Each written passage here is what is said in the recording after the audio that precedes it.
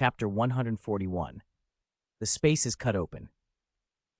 Soon after, Luo Feng and Luo Xia returned to the solar system. Following Babada's instructions, they scattered the detectors they had purchased throughout the system, creating an invisible monitoring network. Babada assured them that with these devices, she would be alerted immediately if even a D-rank Universe-class ship entered the solar system. After the deployment, the brothers went straight to Mist Island instead of home. Brother Nolan and his crew were being held there. Luo Xia stepped forward and loomed over Brother Nolan, who looked like a beaten stray. "If you don't want to die," he said, "tell me your family's current clan chief's virtual universe contact ID." Brother Nolan's power remained sealed. His shoulders shook as he weakly shook his head. "I'm a direct disciple of Norlamson, but because I'm weak, I don't have the clan chief's virtual universe contact number." "You really don't?" Luo Xia kept his gaze fixed on him. "Then give me whatever contact method you do have. If you don't..." Brother Nolan met Luo Xia's look, and seeing resistance was pointless, gave the family's contact method. He knew that in the present situation, any more defiance would only earn him a quicker death. With the contact information in hand, Luo Xia instructed Babada, "Draft an email to the Norlamson family. Tell them this plainly. Earth is now our territory. If their universe-rank fleet enters the solar system again, they will face the Black Dragon Mountain Empire's fleet." "Understood," Babada replied. She drafted and sent the message at once. Virtual Universe, Black Dragon Mountain Island. In a grand hall within a luxurious residence, the current clan chief UK Norlamson and the old clan chief Dewen Norlamson scowled at the email. "How could that life planet become someone else's territory?" UK raged. "Bro told us it was ownerless." Dewen kept his composure. "He probably went through the purchase procedures a month ago," he said calmly. UK ground his teeth. "Where did he get that kind of money? A top-spec life planet costs 3 trillion Black Dragon coins. How could a native raise that so fast?" "Maybe he got whatever treasure trove that invincible powerhouse left behind on that planet," Dewen suggested. UK frowned. "Old clan chief, what do we do? If we keep pushing, the Empire will label us space pirates. Being branded space pirates would be catastrophic. The Black Dragon Mountain Empire could use that as a pretext for a crusade that would destroy the Norlamson family. Their strongest was only a 9th-tier universe rank, no match for the Empire's fleet." "We can only have Pula and his fleet retreat," Dewen said. UK hesitated. "But that planet could contain the treasure trove. Are we really going to give up like this?" Dewen's expression darkened. "UK, you're the current clan chief. Do you want to bury our entire family for the chance at some possibly already missing treasure trove? Even if it's there, Luo Feng's ability to buy Earth means he might already possess that legacy. Is it worth the family your ancestor built?" UK fell silent, troubled. "So, we retreat?" Just then, UK's auxiliary optical computer rang. "Norlamson clan ancestor is calling." Both men bowed respectfully as a virtual image flickered into being. It was the founder, Norlamson himself. "I heard a junior found an ownerless planet once ruled by an invincible powerhouse?" Norlamson asked. Dewen bowed low. "Clan ancestor, someone named Luo Feng purchased that life planet. It's now his territory." "Which family's disciple is he?" Norlamson asked. "He looks like a native of that planet," UK answered. "A native buying a high-spec life planet?" Norlamson smiled coldly. "He must have obtained the treasure trove or legacy left there." Dewen explained that if their fleet continued to advance, the Empire would deem them space pirates. Norlamson stroked his chin. "A life planet with an unknown trove isn't worth sacrificing the entire Norlamson. But if outsiders break into it, that's their affair, not ours." Dewen's eyes lit up as he caught the implication. "You mean?" Norlamson continued evenly. "Issue orders quietly. Handle this matter delicately. If you can confirm the existence and value of the legacy on that life planet, report back immediately." "Yes, clan ancestor." Dewen and UK bowed in unison. After the line ended, UK immediately contacted his disciple. "I'll talk to Pula." Soon their virtual images appeared before Pula and the others. "Teacher, old clan chief," Pula said respectfully. UK's expression was hard. "Pula, you can return, but leave some elite experts behind. Form a small squad and send a single ship onto that life planet. Their goal, find the Invincible One's legacy and treasure trove." Pula was taken aback. Teacher, didn't you say that planet already has a lord? So what? UK snapped at her. Leave only a small squad to look for the trove. If their identities are exposed, they can claim to be space pirates. Do the Earthlings have any proof that they're Norlamsan? Pula hesitated, then bowed. Understood. Not long after, Pula assembled a covert squad, 20 astral rank 9th tier veterans and 60 at 7th and 8th tier. He appointed Tuo Lei Wu as their commander. This is a direct order from the clan chief. Do not fail. This is the detailed plan, Tuo Lei Wu replied, reading the briefing. Whatever happens, make sure no evidence ties us back to Norlamsan. Tuo Lei Wu's eyes flickered with a sad resolve. He understood that once they undertook this mission, the squad would be on their own unless they returned with the trove undiscovered. He nodded, accepted his orders, and launched the C-rank Universe-class adventure ship with stealth and shielding active, heading toward Earth. Back on Earth, Luo Xia asked Babada, has the Norlamsan family's fleet started returning? A stream of data crossed through Babada's optical array. They have begun their return, she reported. Relief washed over Luo Feng. Finally, tonight I can sleep. Since learning that the Norlamsan fleet was en route to Earth, his mind had been restless for over a month. Even while in the killing field, he couldn't settle. Now, with the fleet turning back, he relaxed. Luo Xia smiled too. Let's go home. When we were on Beyond Star, we could only see Mom and Dad in the virtual universe. We were still tens of thousands of light years apart. I wonder what Luo Ping and Xiao Hai are up to. Let's hurry back. Excited, Luo Feng rocketed toward Jiangnan Bay City. Luo Xia, slightly behind, leaned close to Babada. Don't lower your guard. The Norlamsan family won't give up that easily. They'll send covert teams to Earth. Keep monitoring Earth's outer space constantly. Any sign, notify me immediately. Understood, Babada said, then slipped into the virtual universe to play a game, multitasking being trivial for her. Meanwhile, the intelligence system from Brother Nolan's ship had been subdued and repurposed. Atuka had been transferred to Black Dragon Mountain X-81 and now cruised in Earth orbit aboard a Black Dragon Mountain ship. 2 months passed, then one day while cultivating in the gravity chamber, Luo Xia suddenly heard Babada's voice. Luo Xia, just as you predicted, a C-rank Universe-class adventure ship is approaching Earth. It will arrive outside the atmosphere in 10 minutes. Do you want to intercept it? Luo Xia narrowed his eyes.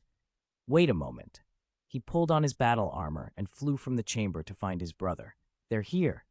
Again, Luo Feng sprang into action, pulling on his own armor. Why are they still coming? Didn't I say? The Norlamsan family won't back down easily, Luo Xia said. He had Babada bring up Brother Nolan's ship and called over the astral rank 9th stage mercenaries they'd purchased to board it. Dad! Uncle! Luo Ping and Luo Hai waved from below, oblivious to what their father and uncle were about to do. Luo Feng pulled down his face mask and shouted, You two stay at home. Don't run off. Your uncle and I will be back soon. Big brother, let's go, Luo Xia called. The hatch closed and the ship shot toward the atmosphere. Are we intercepting them in orbit? Luo Feng asked as they pierced the clouds. Yes, if they land, they'll scatter and be harder to handle. Better to deal with them while they're still on one ship. Babada's calm voice came through the control room. We've entered Earth's gravitational orbit. The enemy ship will arrive in 5 minutes. At that moment, the Black Dragon Mountain cruiser, piloted by Meng Si and others, arrived to join them. Luo Xia, clad in black-purple battle armor, went to the hatch. When it opened, the cold black of space met them. Luo Xia leapt out. At astral rank, he could survive briefly without life support, and his armor helped too. He flew to hover above their ship, appearing to stand on its hull, though he was actually maintaining position by flight. 1 minute until the enemy reaches Earth's outer space, Babada said in Luo Xia's mind. Babada, give me their coordinates. The incoming vessel had activated stealth. Luo Xia couldn't see it with his eyes. He waited on Babada's detection data. Moments later, she provided an exact flight path. Luo Xia shifted his position on top of the ship and then rose up, letting a peculiar aura spread from him. He gripped his longsword. Inside their ship's control room, Luo Feng sensed that change immediately. The aura was powerful and oppressive. Everyone in the room felt it. The astral rank 9th stage mercenaries around him showed looks of shock. Xiao Xia, Luo Feng swallowed. His strength has improved again since the killing field. On the stealth ship approaching Earth, an astral rank 8th stage crewman reported, "Captain, life signatures detected on our forward route." Tuo Wu frowned as red dots showed on the detector. 2 other ships. "We've been discovered," he said coldly. "Open external view to 70%. I want visuals of whoever's in our path." "Yes, Captain." The simulation came up. Tuo Wu's screen showed a lone figure hovering against the blue curve of a planet. A warrior in black-purple armor, sword in hand, radiating a terrifying aura. The auxiliary computer tagged him as an astral rank 5th stage Psyker Master. Tuo Wu sneered. "Is he going to stop us by himself? Our ship can even take universe rank attacks for a while." He waved his hand. "Fire the cannons! Kill him!" Cannons extended along the sides of the ship, gathering blazing, concentrated energy. "Luo Xia, they're attacking!" Babata shouted urgently. Inside the control room, Luo Feng's voice was strained. "Hurry, Xiao Xia!" Against the backdrop of the blue planet, Luo Xia exhaled, raised his longsword, and struck. The blade descended in a motion that cleaved the air itself. A blinding surge of swordlight flashed, like heaven and earth split asunder. The sight left Tuo Wu and his crew astonished. The sword's arc cleaved reality. Space actually tore. In an instant, the enemy ship, supposedly able to withstand attacks from universe-rank powerhouses, was sliced clean in 2. Some crew members were too slow to react and were swallowed by the rift, lost beyond rescue. Explosions bloomed as the severed vessel detonated. In Luo Feng's control room, he and the astral rank 9th stage mercenaries stared at the slowly healing spatial wound, stunned into silence. One of the 9th stage mercenaries gulped and managed to choke out the words as the truth landed. Space was cut open. The healed tear in space left more than just Luo Feng and the gathered slaves stunned. Babata was stunned too.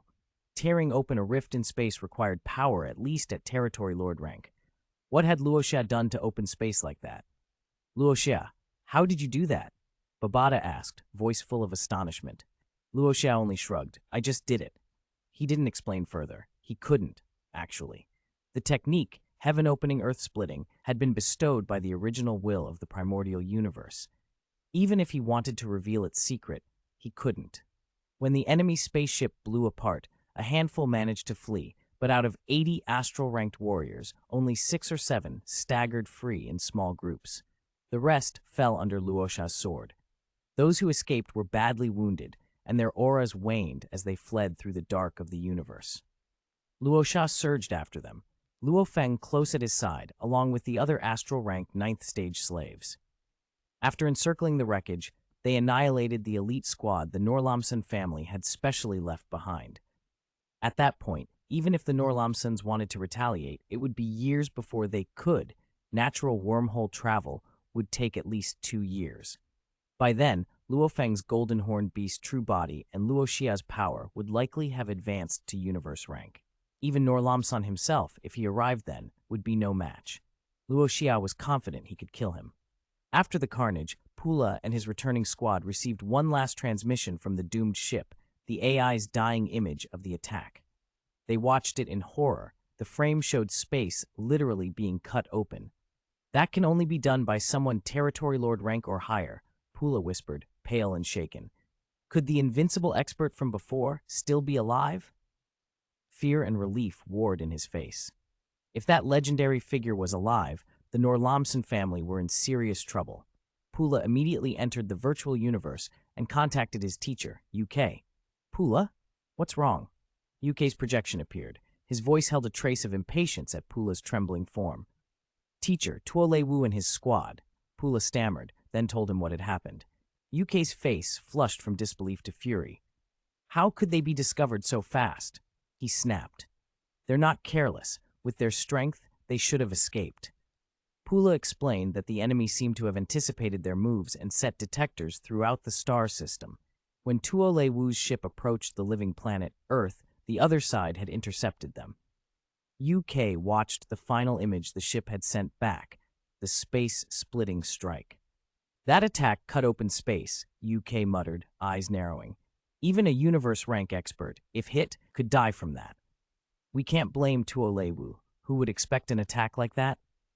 "Teacher," Pula said cautiously, We suspect that the invincible expert, rumored to have died on that planet, might still be alive. No one had ever seen the invincible expert's corpse. The rumor of his death could have been wrong. Yuk paled at the implications. He told Pula to keep the matter quiet while he discussed it with Dewen, the old clan chief, and the clan ancestor Norlamsan. When Yuk and Dewen recounted the incident to Norlamsan, his expression was unreadable. Norlamsan had long been stuck at universe rank 9th stage and was obsessed with gaining enough wealth to hire an undying expert to guide him to Territory Lord rank. He had eyes on the rumored treasure trove of that invincible expert. If it existed, it could bankroll his breakthrough and the family's rise. "Do you think he's alive?" Dewen asked, reluctant to guess. "That attack can only be made by Territory Lord rank or above," Yuk said. "It's possible." Norlamsan considered the image, then coldly ordered, "Let Pula and his people return. No further action." "Yes, clan ancestor." Dewen and Yuk bowed and obeyed. When the call ended, Norlamsan crushed the armrest of his chair in a fit of rage. The chair disintegrated into dust beneath his strength. He couldn't shake the possibility. What if the invincible expert truly was alive, and his own family had merely been used as stepping stones? On Earth, life resumed. Luo Xia and Luo Feng had once again protected the planet. Most of humanity remained oblivious to the clash with the universe invaders. Only governments and leaders, monitoring via satellites, had a clue. The brothers spent a month at home with their family before departing for Chulong Star. This time, Luo Xia took Melissa with him, and Luo Feng brought 2 astral-rank Tier 9 slaves as backup. Aogu, a psyker master with a thin, bony frame but extraordinarily hard skeleton. He claimed his people's bones were 2 or 3 times harder than ordinary life forms, and T. Nanhe, a tall, robust martial artist as solid as an iron wall. They'd brought the 2 to take the Cosmic Apprentice Mercenary Assessment. The assessment takes place inside a Sector Lord world. Babata briefed them in the ship's control room. Those worlds are dangerous in themselves, and other candidates will be competing and hunting for resources. Theft happens. Assessment items you obtain can be snatched at any time. "That's why you brought Melissa, Aogu, and T. Nanhe," Babata added. "With them, you can resist and escape if someone tries to rob you." 10 days later, they arrived at Chulong Star. They had a quick reunion meal with Gao Sheng. He was still on Chulong Star studying under a teacher in the energy business. Then they went to the Universe Mercenary Alliance base to register. The base was vast, practically a city, bustling with would-be adventurers. It took nearly an hour to push through the crowd and complete the registration. They were issued adventure cards and told not to lose them. Replacement was a hassle. Then they applied for the Cosmic Apprentice Mercenary Assessment. A staffer checked their ranks aloud: Astral Rank Tier 1 Psyker, Tier 5 Psyker, Tier 3 Psyker, Tier 9 Psyker, Tier 9 Martial Artist, and confirmed they met the requirements. The fee, 10,000 black dragon coins each. After paying, the staffer swiped their cards and handed back the details. Over a casual meal, the group read the mission briefing. "Enter the Sector Lord world of Kanglan's Star," Melissa read, her voice clear and pleasant. "Obtain 3 windhorn stones and 1 horn of a unicorn iron rhinoceros. Present the items to the Alliance staff guarding the exit to complete the assessment." "There's also a warning," she added. "If cheating is discovered, your assessment privileges will be permanently revoked." "Cheating meaning buying the stones from others?" Luo Feng asked. "Yes," Melissa nodded. "You must obtain them inside the Sector Lord world." Luo Xia grinned. "I'm not interested in cheating. I'm more curious about that Sector Lord world itself." As they left the restaurant, a street vendor sidled up and offered them a map and mercenary notes. He claimed it contained a detailed map of Kanglan Star's Sector Lord world and tips from successful mercenaries. Haggling ensued.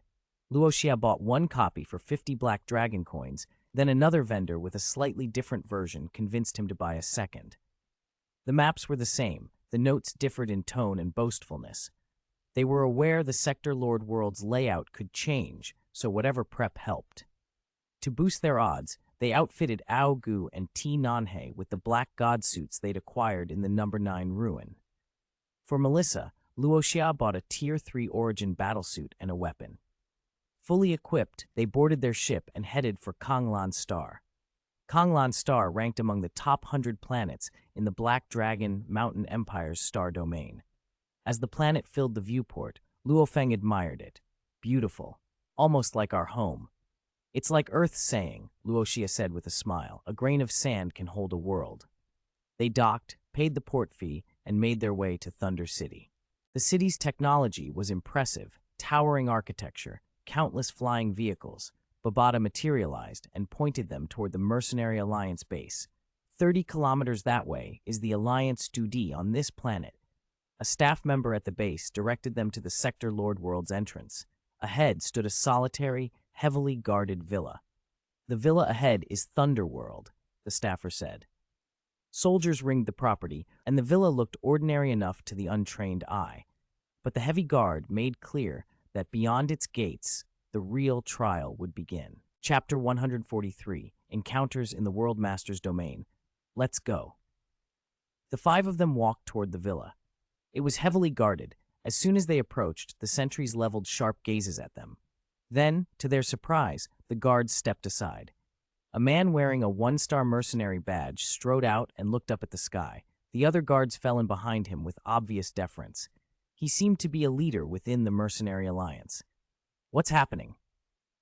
Luo Feng asked, frowning. Luo Xia heard the faint hum of engines overhead. Someone's coming, he whispered. A Universe-class ship tore through the sky, casting a giant shadow over the villa as it hovered above. The hatch opened, and a group of young men and women leapt out, landing on the plaza like trained soldiers. There were more than 20 of them, clear genius disciples from some powerful faction. Lord Gaia, the one-star mercenary called. A man in a purple battlesuit stepped forward. Handsome and confident, he wore a 2-star mercenary badge. I just dropped off some people for the Cosmic Apprentice Mercenary Assessment, he said, smiling at the 1-star mercenary. You're a leader. No need to receive us personally. Lord Gaia saved my life once, the 1-star mercenary replied respectfully. How could I not come out? He then turned to the recruits. Are these the new members of the Black Cloud Society? Not bad, some fine prospects. Lord Gaia laughed. A few are promising. After some polite banter, he addressed the recruits. You know how dangerous the Cosmic Apprentice Assessment can be. I hope to see you again at the Black Cloud Society. Move on into the Sector Lord World. Yes, Chief Instructor. The young people answered and split naturally into 4 teams. Each contained Astral Rank 2s and 3s, as well as Astral Rank 8s and 9s. Luo Xia and his companions watched as the Black Cloud Society recruits went into the villa first. What organization is the Black Cloud Society? Luo Xia asked. Augu and the others shook their heads. Melissa said, Master, we've never heard of them either. The Black Cloud Society is one of the 4 major civilian organizations of the Black Dragon Mountain Empire, Babada said. The strongest powers are the 2 great holy lands, Black Dragon Mountain and the Ice Sea Divine Kingdom, founded by undying beings. After that come the 16 families, each boasting at least 1 world lord. 4 great organizations, like the Black Cloud Society, whose peak combat power rivals the two great holy lands. Luo Xia tapped his wristband and the projected dossier scrolled through the Empire's factions. They skimmed the entries until the last of the Black Cloud Society recruits had entered. Then they approached the villa. We're here to take the Cosmic Apprentice Assessment, Luo Feng said. Beep. A scanner pinged, confirming their identities. The guards checked the projection on their devices and, satisfied, opened the gate. Enter. Inside, the villa sat in a spacious garden. Beyond it hung a fairly ordinary 3-story house. At the entrance stood 2 women in black with cold, unreadable expressions. 1. You 5 adventurers, do you understand the danger of the Sector Lord World you're about to enter? One of them said solemnly. You can withdraw now if you don't wish to continue. No need. Open the door, Luo Feng replied. The Sector Lord World is on the 2nd floor, the other woman warned. They climbed the stairs one by one. Most rooms on the 2nd floor were normal, but one door was guarded by a woman marked with purple facial patterns. She didn't bother with words. When she saw them, she simply pulled the door open. Light spilled out in a blinding column. This is... Luo Feng began. Luo Xia felt it first, a thick, oppressive world force rolling out from the opening. The memory of the last time he'd almost been crushed by such force made him smack his lips, an experience he would never forget. It had been that near-death brush that had let him receive the grace of the cosmic origin will. Inside is the Thunder World, the woman with purple markings said. They exchanged glances. According to the orientation map, they must hold hands. Otherwise, they would scatter to different places upon entry. They formed a line. Tai Nanhe stepped in first, then Luo Feng, Melissa, and finally Ao Gu. The light swallowed them, and the woman closed the door without expression. The world flipped. Outside the villa, the sun still shone on lawns and flowers. But here it was night. Wind screamed. They were falling through a massive gravitational pull. Luo Xia acted immediately. He manipulated the miniature planet within his body to alter the local gravity and stop them mid-fall, snatching Luo Feng and Melissa so they could stabilize. Phew, Luo Feng breathed, staring at the ground less than 5 meters below them. That was close. They had landed in a mountain range. Towering peaks ringed them, dense forests cloaked the slopes, and distant roars of vicious beasts came from the jungle. Luo Feng checked the map. We landed in the Long Suo mountain range. Luo Xia climbed to a high rock and compared the topography to the projection Babata had. Yes, we're deep inside. The nearest place where unicorn iron rhinoceros are found is Demon Moon Lake to the west. How far? Luo Feng asked. 30,000 kilometers, Babata replied, an enormous lake more than 100 kilometers across. Its waters drew massive numbers of vicious beasts, including the herds of unicorn iron rhinoceros. This is inconvenient, Luo Feng muttered. The Long Suo range had treacherous terrain, dangerous beasts, and the constant threat of ambushes from other human teams. Keep watch on the sky, Luo Xia said. If we see signs of thunder, move away fast. This sector Lord World was called the Thunder World because a strike of its thunder force could vaporize even an astral rank fighter. Babata's detection array, salvaged from Yunmo planet, had a 20,000-meter diameter range. Even a world lord would struggle to hide from it. With Babata guiding them, they avoided dangerous beasts and advanced much faster than most teams dare in these mountains, relying on her far-reaching sensors rather than their limited mental perception. They kept low, moving through the forest rather than flying. Being aloft made them easy targets for beasts and human hunters. It took nearly 3 days to reach Demon Moon Lake. When they arrived at dusk, the water shimmered under 9 pale light orbs in the sky. Trees around the lake were trampled and broken, proof that massive beasts frequented the watering hole. I don't see any beasts right now, Luo Xia said. We'll have to wait. Good, Luo Feng smiled. No fights so far. Let's be patient. They waited. On the second day, a large lizard-like beast visited. On the third day, others came. None of them were the unicorn iron rhinoceros. On the 6th day, bright and calm with 9 light orbs high in the sky, Luo Xia and Luo Feng idly talked about myths from ancient Earth. Brother, Luo Xia said, nodding at the 9 suns above, what if the legend of Hou Yi shooting down the suns was actually a garbled record of someone entering a sector lord world and seeing 9 light orbs? Maybe Hou Yi traveled off-planet, saw something like this, and when he returned, people recorded his tale as myth. Before Luo Feng could reply, Babata shouted, "They're here! Unicorn iron rhinoceros approaching." The ground trembled. Trees snapped and crashed. How many? Luo Xia asked. 26, Babata answered. Big as trucks, the unicorn-like beasts marched like slow-moving mountains, thick armored hide and a single scimitar-like horn on each head. Too many to handle head-on, Luo Xia muttered. We only need to harvest 5 horns, Luo Feng said. We can lure them out and pick them off one by one. These beasts aren't very intelligent. They'll be easy to bait, Luo Xia agreed. Other teams are approaching, Babata warned. They immediately fell silent and transmitted through mental power. Concealing their auras, they slipped into the undergrowth. Not far away, a black-clad human team appeared, aggressively charging the beasts. One beast noticed them and bellowed, alerting the herd, but despite the alarm, several unicorn iron rhinoceros were felled by that hunting party. 9 astral rank 9s and 1 astral rank 2, Babata reported. That rank 2 might be from a major family. We'll wait for the next wave, Luo Feng said. Too many rank 9s to fight. Luo Xia smiled. Another herd is coming, over 50 this time. They won't be able to handle that. Sure enough, The earth began to shake again as a far larger herd arrived. The hunting team's faces went pale. It's a large-scale herd. Protect the ninth prince. Retreat. In the panic, a black-clad subordinate snatched the ninth prince and mounted a streamlined, sword-shaped mental power vehicle, shooting into the sky. The remaining 8 rank 9s tried to escape but were cut off and lost horns in the chaos. Furious, the unicorn iron rhinoceros pursued with terrifying speed. Now, Luo Feng shouted. They rushed out while the larger team fought to get away. The 5 of them dashed into the fray and quickly hacked off several horns.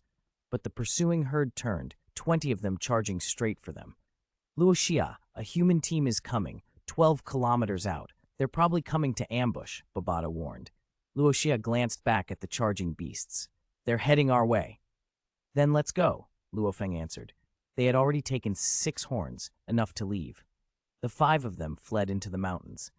In the Sector Lord world, 12 kilometers could take mere seconds to close for an astral rank expert, and the pursuers were fast. Babata, how strong is the team on our tail? Luo Xia asked. 7 astral rank 9s, 1 astral rank 2, and 1 astral rank 3, Babata replied. The distance closed rapidly, 8 kilometers, then 6. There are 7 rank 9s, Luo Xia told Luo Feng. They're moving fast. Luo Feng frowned. What do we do? Luo Xia grinned. We fight. They hadn't fled out of fear of the human team. The rhinoceroses had forced them to run. Now they chose to turn and fight. The chasing team was a ragged group of black armor and determination. Among them a young man with an easy smile wore leather-like force armor and carried a battle saber taller than himself. He relied on a companion's mental power to keep up the chase, scanning his arm-mounted optics. Ch-ch, he said, reading the display. 2 rank 9s, 1 rank 5, 1 rank 3, 1 rank 1. How audacious of such weaklings to enter the Sector Lord world. Then he paused. They stopped? He smiled as if his prey had accepted defeat. He didn't see the black streak of motion that barreled toward him. Without warning, a silver-plated projectile smashed through his skull like a hammer through a melon. His head exploded. Blood sprayed in a spray. What? His companions shouted, too late.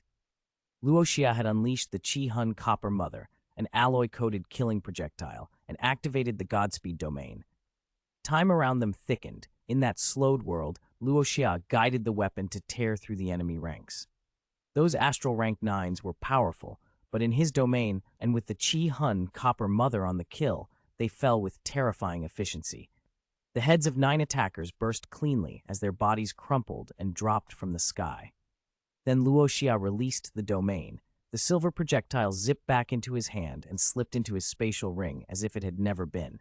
Behind him, Melissa, Aogu, and Ti Nanhe peered out from cover, wide-eyed and stunned. Aogu shook his head with admiration. I barely had to act. Master Luo Xia completely outclassed them. Melissa's face shone with a smile. Master controls a domain and has comprehended an original law. Even universe rank 1 or 2 experts wouldn't be easy matches for him. They composed themselves, hearts still pounding from the sudden slaughter, and prepared to leave while the chaos continued to spread in the forest. Chapter 144, World Within a World. In the blink of an eye, the 9 pursuers lay dead at Luo Xia's feet. Clean up the battlefield, Luo Feng ordered Ti Nanhe and the others. Ti Nanhe, Aogu, and Melissa set to work. After a short while, Melissa looked up and said, Master, they appear to be from the 100 Tiger Pavilion. The 100 Tiger Pavilion? Luo Xia raised an eyebrow but didn't dwell on it. Regardless of who they were, they're dead. Anything useful? Aogu rattled off the finds. There isn't much from astral rank tier 9s. The good stuff is on that young man and woman, space rings, mental power weapons, intelligent optical computers. You can take that flying mental power weapon, Luo Feng said, distributing the spoils. Tai Nanhe, pick any primal energy weapon you want. This space ring is for Melissa. Melissa smiled and slipped the ring onto her finger with a small bow. Thank you, Master. They finished collecting and left the scene. Luo Feng looked at Luo Xia. Now that we have the unicorn iron rhinoceros's horn, it's time to go after the windhorn stones. Luo Xia had Babata project the map. Windhorn stones are only found in the core area of this Sector Lord world, the Wind and Thunder Canyon. It's over 300,000 kilometers from here. If everything goes smoothly, it'll take us about a month. Outside a sector lord world, that distance would be trivial. Here, gravity was the real enemy. Babada's calculations put the gravity in this thunderworld at roughly 3,900 times Earth's. They couldn't fly at full speed, and the world itself was crawling with dangerous, vicious beasts. Even with Babada constantly scanning and warning them, they had to move carefully. The unicorn iron rhinoceros herds are mostly in the outer corners of this sector lord world. Wherever we hunt, we'll still have to cross half the sector lord world to reach Wind and Thunder Canyon. Luo Feng studied the map. This is a trial and a selection, after all. Luo Xia smiled. If you can't pass this stage, you won't be qualified to roam the universe. That's true, Luo Feng nodded. No time limit on this assessment. We'll take it steady. They chose a shorter route, Babada recommended, the one thick with vicious beasts but light on other human teams. With Babada's detection, that dangerous path became the safest. Fewer human encounters to complicate matters, and Babada could warn them around ambushes. Under Babada's guidance, they dodged or bypassed threat after threat and pressed on. 42 days later, they reached the Wind and Thunder Canyon. Over the month, nearly everyone in Luo Xia's group had advanced one rank, everyone except Aogu and Nane. Luo Feng had become an astral rank Tier 2 Psyker Master and a planetary level Tier 9 martial artist. Luo Xia had risen to astral rank Tier 6 Psyker Master and astral rank Tier 4 martial artist, while Melissa reached astral rank Tier 4. The cruel, high-pressure environment had forced growth. When they crested the ridge and looked down, the canyon stretched like a wound across the mountain range. Not snow, but fierce winds tearing rocks into the air. Black cumulus hung above, lightning slashed between them, thunder roared. From a distance it looked bleak and snow-covered. Up close it was a storm of stony knives. The wind is so strong, Luo Feng said, fighting to be heard. Melissa nearly toppled and Luo Xia grabbed her hand. This wind must be at least level 50 or 60. To give perspective, at their current conditioning, even a level 12 typhoon would not move them. But the gale here could shred a universe rank expert to pieces. Babada's voice chimed in. According to the data, the wind grows stronger as you get closer to the canyon's center and bottom. The very heart of the canyon contains concentrated cosmic origin energy. Even universe rank experts entering the center would be shredded by the winds, certain death. But that's where the windhorn stones are most abundant. Luo Xia's gaze didn't leave the thundering maw. If we want windhorn stones, we should grab those blasted up by the winds, Luo Feng said, shaking his head. No taking unreasonable risks. Luo Xia nodded. Babada, scan the canyon and find the best spot to grab windhorn stones. Scan complete, Babada replied. Within a 20-kilometer radius, there are 1,092 humans. The best grabbing spot is ahead. Proceed. They moved forward, hugging the canyon wall. The central chasm looked as if a divine thought blade had been driven through the mountain, an enormous split full of howling vortexes and flying rock. Many of those rocks contained windhorn stones, torn loose and hurled by the winds. Fall into the throat, and Babada's warning was reality. On the canyon walls, young people from rival families, forces, and star systems crouched, watching and waiting. Go this way, Babada guided, and led them to a shelter where, by lifting a boulder, they opened a small cave entrance that looked out onto the canyon. This opening connects to the other side of the canyon. Luo Xia transmitted to the others. Nanhe was the first to slip inside, then Luo Feng, then Luo Xia and Melissa, with Aogu bringing up the rear to seal the opening. From the cave mouth, they could see the wind and the storms and the tumbled stones. Melissa's eyes lit up. With a flick of her mental power, she plucked a small blue stone from the lip of the cave. Windhorn stone, she cried. Everyone grinned. Melissa's luck is unreal, Nanhe laughed. Put it away, Luo Xia said, smiling. Good omen. Things should go smoothly. They settled into the strategy recorded in their map handbook. There were 3 ways to get windhorn stones. Climb to the rim and mine directly, dangerous and lightning-prone. Sit at a cave entrance and pull stones out as they're blasted past, patient but safe, i.e. fishing, or simply kill other teams who've already gotten stones and take theirs. Luo Feng favored the second option. This place is perfect for the fishing method, Luo Feng said. We also have cloud-caressing vines.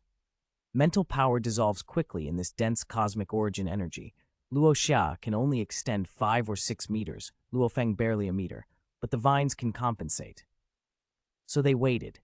Ironically, because the canyon's cosmic origin energy dissolved their mental power, it also provided an excellent training ground. Every attempt to reach into the storm condensed their mental power a little more. 10.5 days in, they had gathered 3 windhorn stones, plus Melissa's earlier find. They needed only 1 more. Luo Xia stood at the mouth, refining his mental power and extending it into the storm. There were no stones in the air where he reached. He was training, not hunting. Then, with no warning, the entire wind and thunder canyon trembled. Boom, boom, boom. What's happening? Luo Feng leaped to the entrance and peered out. A nearby mountain range split open, revealing a pitch-black cavern mouth where there had been only stone moments before. Luo Xia felt a thrill run through him. The entrance had opened, the entrance to a world within a world. Aogu stared at the black gap, muttering, "What is this?" Babada's voice trembled with excitement. "Luo Xia, Luo Feng, that's an entrance to a world." A world? Luo Feng's face went pale.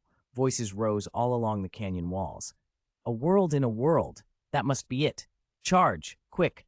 Hundreds of astral rank youngsters lost themselves. Tens of thousands of streaks of light erupted from the mountain walls and surged toward the black opening.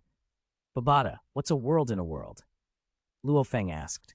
"You know a world lord can create a world," Babada explained. "A few world lords build another world inside the world they've made.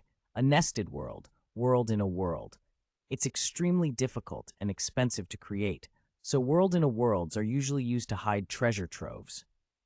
"So inside it are treasure troves?" Luo Feng's eyes flashed. "Definitely," Babada said, both excited and wary. "But that also means powerful figures will be drawn here. When the news spreads, the exterior of this sector lord world will be swarmed. Once the world lords and domain lords arrive, it won't be easy for unaffiliated teams like yours to get out." Luo Xia put a hand on his brother's arm. "We'll cross that bridge when we get there. Let's go in and grab what we can first." Luo Feng nodded. "Many have already entered. The entrance can't be completely lethal. Let's go." They plunged into the black cavern. Inside, it felt like night, complete darkness that swallowed the eye. Whooshing sounds, the flutter of millions of flying footsteps as other teams poured in, scattering to seek territory and treasure. "Find a direction and pick a course," Luo Feng said. Luo Xia told Babada to keep scanning for energy fluctuations. Babada acknowledged and marked their path. Outside the Sector Lord world, the news of a world in a world spread like wildfire through the Black Dragon Mountain Empire. World lords and domain lords turned their gazes to Kanglan Star, mobilizing to stake claims. "Kabu built this thunder world," a veteran said. "He must have hidden something in that nested world." "Kabu's legacy, space secret techniques," another rumbled. The prospect that Kabu's lost techniques might be inside sent the powerful into a frenzy. In their eyes, they had nothing to fear from astral rank kids.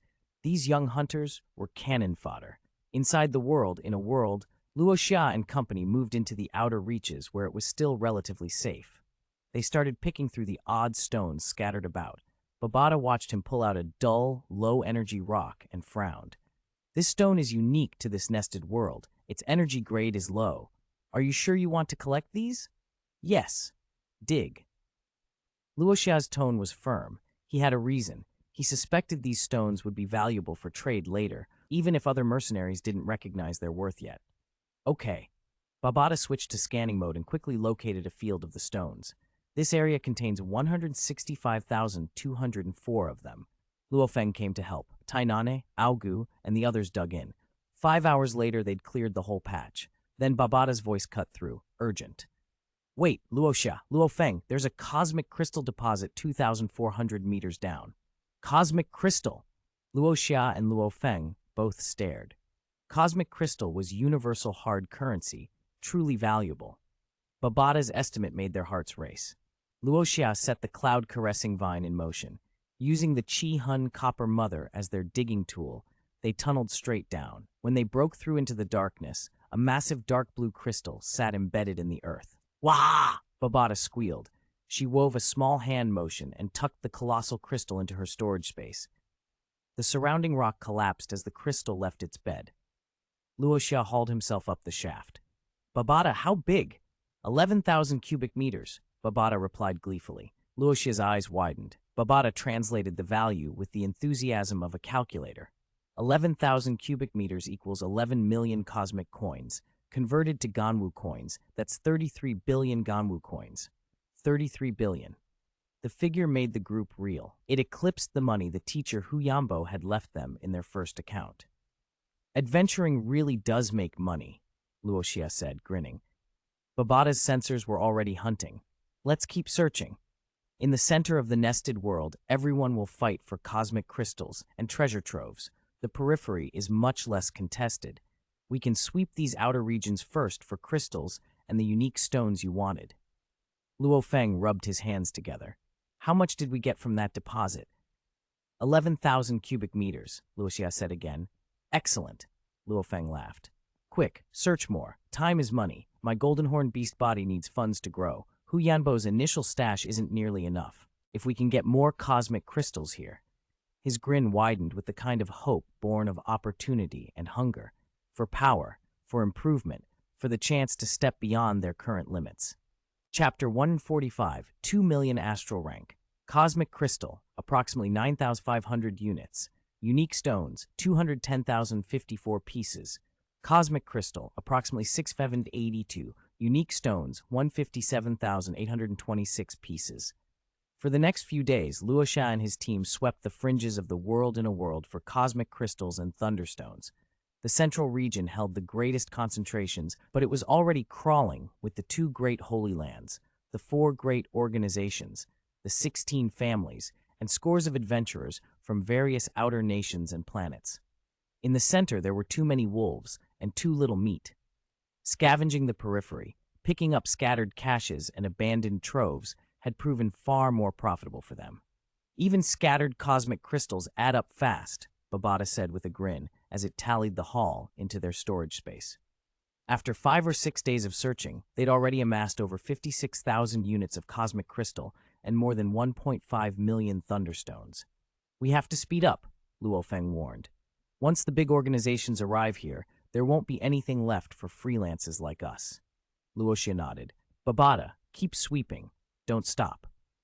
On it, Babata replied. At the same time, on Kanglan Star, just outside the Sector Lord world, the scene was very different. World lords, territory lord rank and universe rank powerhouses whose territories lay nearby had already gathered.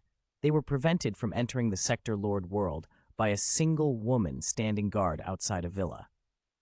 Ming Yu, the territory lord rank powerhouse who had brought Luo Xia into the virtual universe, was among those waiting. He frowned at the woman who barred their way. He knew her name, Chinia. They had exchanged words before. Chinia's actual strength wasn't startling, but she acted like a righteous enforcer. Anyone who broke the rules she reported to the Universe Mercenary Alliance. That reputation alone made even people like Ming Yu hesitate to push past her. A sudden tremor ran through the sky. Heads turned upward. A silver-white pyramid-shaped spacecraft appeared, hovering for a heartbeat like a funeral monument in the sky. An automaton race ship? Someone muttered. Ships of that design and metallurgy were rare in the Black Dragon Mountain Empire, and this one looked advanced. Guessing which important figure had arrived, several present felt the moment swell with intimidatory energy, but the pyramid vanished almost as quickly. In its place, a broad-shouldered, bald man materialized, eyes rimmed with faint flames and a flame-shaped birthmark on his forehead. Lord Amunz, someone breathed. The presence of Amunz, the so-called Flame World Lord, made the souls of those gathered tremble. Amunz was an apex world lord, among the most fearsome powerhouses in the empire. He flashed forward and, as if teleporting, stood before Chinia. Move aside, he ordered, his tone cold and absolute. Chinia didn't bow. She looked at him steadily, and when she noticed the flame mark on his forehead, a strange smile curled the corner of her mouth. Amunz, she said lightly, so you've already attained recognition of the cosmic origin law, a fitting feat for a world lord peak. The compliment was almost a tease. Then her voice hardened. This is an assessment world, she said. Recognized by the Universe Mercenary Alliance, only astral rank adventurers participating in the assessment are allowed in, no mercenaries. Amun's eyes flashed with fire. I told you, Silver-white radiance suddenly burst from Chinia.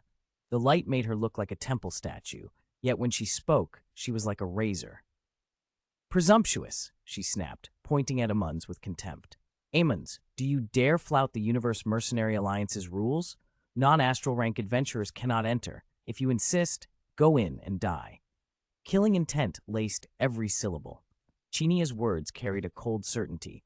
If Amun's crossed the threshold, the Alliance's enforcement team would hunt him down, reduce his soul to nothing, and leave no trace. She turned and addressed the crowd. "And everyone else, listen well." She stepped aside and pointed toward the villa. "If you want to die, go on in." Silence pressed down. Even the powerful hesitated. Chinia was only one person, but she represented the Alliance, and the Alliance's reach and enforcement were no joke. Days passed and more powerhouses gathered, but none dared force a confrontation. Chinia's decree stood. Non-astral rank had to stay out. Leaders of the major factions convened virtually and reached a grimly efficient decision. They would not let the world in a world slip past them. The final allotments were cold and simple. Each of the 16 families could send up to 10,000 astral rank adventurers. Each of the 4 great organizations could send up to 200,000 astral rank adventurers. Each of the 2 great holy lands could send up to 500,000 astral rank adventurers. The villa on Kanglan Star was virtually sealed. Much of the surrounding airspace was cordoned by organization forces. Any adventurer who wasn't from those organizations and wanted to exit the sector Lord World had to either join one of the major forces or be searched and vetted on the spot. In short order, a vast tide of astral rank adventurers appeared, ready to be funneled into the Thunderworld. Chinia could not stop the astral rank tide. She could only enforce the Alliance's rules and keep non-astral rank out. Outside, for small groups and free agents, this shifted the balance drastically. Back inside the peripheral regions of the world in a world, Luo Xia and his comrades felt the hammer fall. "This isn't good," Babata sounded uneasy. "What's wrong?" Luo Xia asked. "I just got a virtual universe alert," Babata said. "Powerhouses above astral rank are being barred from entering this sector Lord World. So all of them gathered their astral rank adventurers, more than 2 million in total, and they're heading into the world in a world now. Over 2 million astral rank adventurers." Luo Xia's face went serious. Luo Feng's scalp prickled. "This is bad. More than 2 million astral rank combatants, all from the great factions. For free operatives like them, the coming days would be hazardous. And what was worse, the factions had already agreed. Once people came out of the world in a world, if they weren't from the 2 great holy lands, the 4 great organizations, or the 16 families, they could be harassed, coerced, even robbed, or worse. Loot was about to be consolidated and claimed by the powerful. Melissa and the others panicked. The whole situation had swung dangerously against them. Luo Xia, however, kept his expression calm. "I might have a way," he said. "What method?" Luo Feng asked sharply. "You know that when I was in the killing field, I met a territory lord rank powerhouse, an external member of the Virtual Universe Corporation," Luo Xia replied. "He might have come here too. If I ask him to take us under his name, we can operate as his people. If we find a treasure trove, we can promise to hand it over as payment." Luo Feng considered it a moment. "It could work," he said, "but you barely know him. You only met him once. We don't know whether he's the type to betray and kill us to take everything." Babata chimed in pragmatically. "Don't worry too much. Out here, reputation matters. If that lord killed his own people and stole their troves, his reputation would be ruined. In these circles, a ruined reputation costs you access and allies, things a territory lord-level figure needs. He's not likely to be that reckless." Luo Feng nodded. "Right. I'll contact him," Luo Xia said, and stepped into the virtual universe with Babata. On Kanglan's Star, in a tavern crowded with territory and universe-rank figures, Mingyu sat with his friend, Lord Xiao Donglai. Mingyu had already registered the astral rank troops he could spare, but he'd been bothered that he had no agents who had gone into the world in a world early. Now Mingyu's virtual consciousness sank into the Killing Field's meditation room where Luo Xia waited. "Luo Xia," Mingyu greeted their projection with a smile. "What can I do for you?" Luo Xia was direct. "My brother and I are in the world in a world. With over 2 million astral rank adventurers from major factions about to arrive, we're between a rock and a hard place. We ask permission to act in the world in a world under your name. If we get any treasure troves, we'll turn them over to you. Mingyu's eyes brightened. He'd been worrying he had no people inside. Luo Xia had just offered to be his. All right, he said. Operate under my name. Send me your details, and I'll register you with the appropriate people so you won't be bothered. Thank you, Lord Mingyu. Luo Xia bowed in the virtual. Luo Xia sent over his information and his brothers. Mingyu's consciousness returned to his body, leaving Xiao Donglai eyeing him curiously. Who is this youngster you went to see that made you praise him so? Xiao Donglai asked. Mingyu chuckled and began describing what he'd witnessed a few months earlier in the killing field. The account made Xiao Donglai's eyes go wide. Luo Xia had a 5-fold domain at astral rank, had comprehended aspects of the original law, and had defeated advanced ranked elites. Is that true? Xiao Donglai blurted. 5-fold domain at astral rank? Comprehending the original law? That's unbelievable. Mingyu just laughed. You'll meet him when he comes out. Then you'll see. Back in the world in a world, Luo Xia exhaled. Going to Mingyu had been a last resort, but they'd had little choice. When the big trees turn up, even small animals shelter under them. Brother, Luo Xia told Luo Feng, the wave of astral rank troops will need 7 or 8 days to reach Wind and Thunder Canyon. They outnumber everyone and have time to spare. Wandering the periphery now is too dangerous. We need to push into the core. Luo Feng nodded. The cosmic crystals are valuable, but the real prize is whatever World Lord Kabu left behind. That's what everyone's really after. How many cosmic crystals do we have now? Luo Xia asked Babada. Babada checked the storage and replied, 98,520 units. That much cosmic crystal was worth well over 300 billion Ganwu coins. Their wealth already dwarfed the funds left to them in their teacher Hu Yambo's original account. And the unique stones? Luo Xia pressed. Babada looked mildly exasperated. The energy density of those stones is low. They're decent aggregations of energy, but practically worthless. I don't understand why you insist on collecting them. Luo Xia smiled.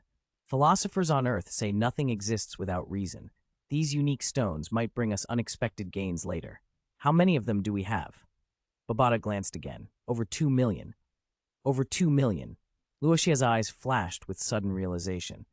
We're too late, he said, urgency cutting sharp. Chapter 146. Black and Purple Lightning. This newly discovered world within a world had no native vicious beasts. The beasts that plagued Thunderworld had been transported there by the Universe Mercenary Alliance for assessment and screening. In most ways, the place was primitive, but that didn't make it any less dangerous. If anything, it was more perilous. Dozens of people were swarming over the terrain, fighting for cosmic crystals and hunting for hidden treasures. Luo Xia and his group had flown from the outskirts toward the core. In just 7 days, they'd run into 28 ambushes. The closer they came to the core, the more frequent the attacks. At first, they could fight back, kill their attackers, and claim the spoils. Later, ambushes swelled into groups of 50, 60, even 100, too many for them to handle, so they learned to flee. If not for Babada's early warning, they would have been cut down many more times. On the 8th day, the light orb hung high above the world, the analog of a sun and the marker for the world's core. It hovered directly over the center of the world. Move toward it, and you moved closer to the core. Luo Feng peered at the orb and said, Adventurers of astral rank gathered by those organizations should be pouring into the black entrance now. We ought to be close to the core, Luo Xia replied. I wonder if anyone who arrived earlier has found the treasure trove. If they had, the fighting would have already spread, Luo Feng said. Or they've found it and are too wary of other factions to move on it. Maybe. Wait! Someone's chasing us again! Luo Xia's tone tightened as he scanned the sky. Luo Feng and Melissa's faces hardened. Ambushes kept coming in waves. We should fly that way. 50 people on that flank. 49 of them are astral rank tier 9.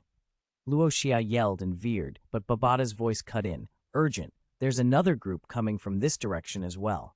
Luo Xia halted, frowning. Babada, we might be surrounded. Scan carefully. Those two groups could be the same team. Babada's projection flickered to life.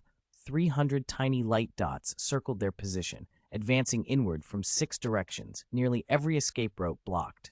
"They're faster than we are," hell, Babata warned. "The Vanguard are astral rank Tier 9 Psyker Masters using flying mental power weapons." Luo Xia stared at the projection. They were like turtles trapped in a jar. "Brother, Melissa," he called. "Take my hands, follow me." Luo Feng didn't hesitate and gripped Luo Xia's hand.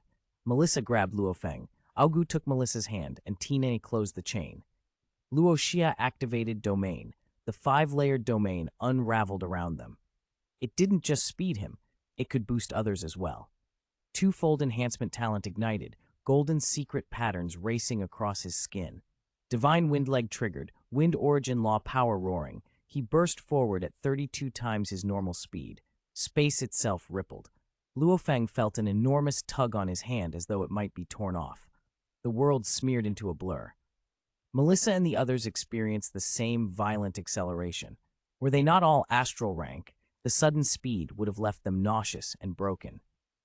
For Luo Xia, however, his 2-fold enhancement and an 11-fold life gene allowed his body to withstand the strain. In the gray hush of domain time, Luo Xia glimpsed a squad of 50 astral rank Tier 9s moving in. Their surprise was evident, 5 figures charging into their midst. Before they could react, Luo Xia had already driven them into the enemy formation. From Luo Feng and Melissa's blurred point of view, the scene dissolved into raw red. The Qihun Copper Mother, its bronze surface plated with silver, cut into the crowd like a high-speed locomotive. Headshots erupted faster than anyone could respond. Blood and gray brain matter spattered. Luo Xia used his mental power to snatch up the mental power weapons and spatial rings the attackers carried. Then, like a streak of black-purple lightning, Luo Xia led the others out through a gap and vanished. The surviving attackers didn't even have time to give chase. By the time they looked toward the direction of the escape, the 5 had gone. "What was that?" one survivor asked, staring at the corpses dropping from the sky. No one could answer. Their battlefield footage showed only an instant, then explosions of blood. On replay, slowed 100-fold, a blur of black-purple flashed past. A 1,000-fold slowdown finally revealed a faint figure lunging through, a silver mental power weapon delivering instant headshots. The leader, clad in silver battle armor, watched with a mix of alarm and disbelief. "Domain, original law power," he muttered. "Where did this monster come from?" He chewed the problem over. 2 of the 5 had shown Tier 9 strength. The other 3 were low tiers. Over 200 of his subordinates watched him. One of them asked, "Captain, should we pursue?" The captain glared. "Forget it. There were only 5 of them, and they don't carry much cosmic crystal. If we chase, we'll waste lives getting nothing. We lost a dozen Tier 9s. That's not worth risking more for revenge."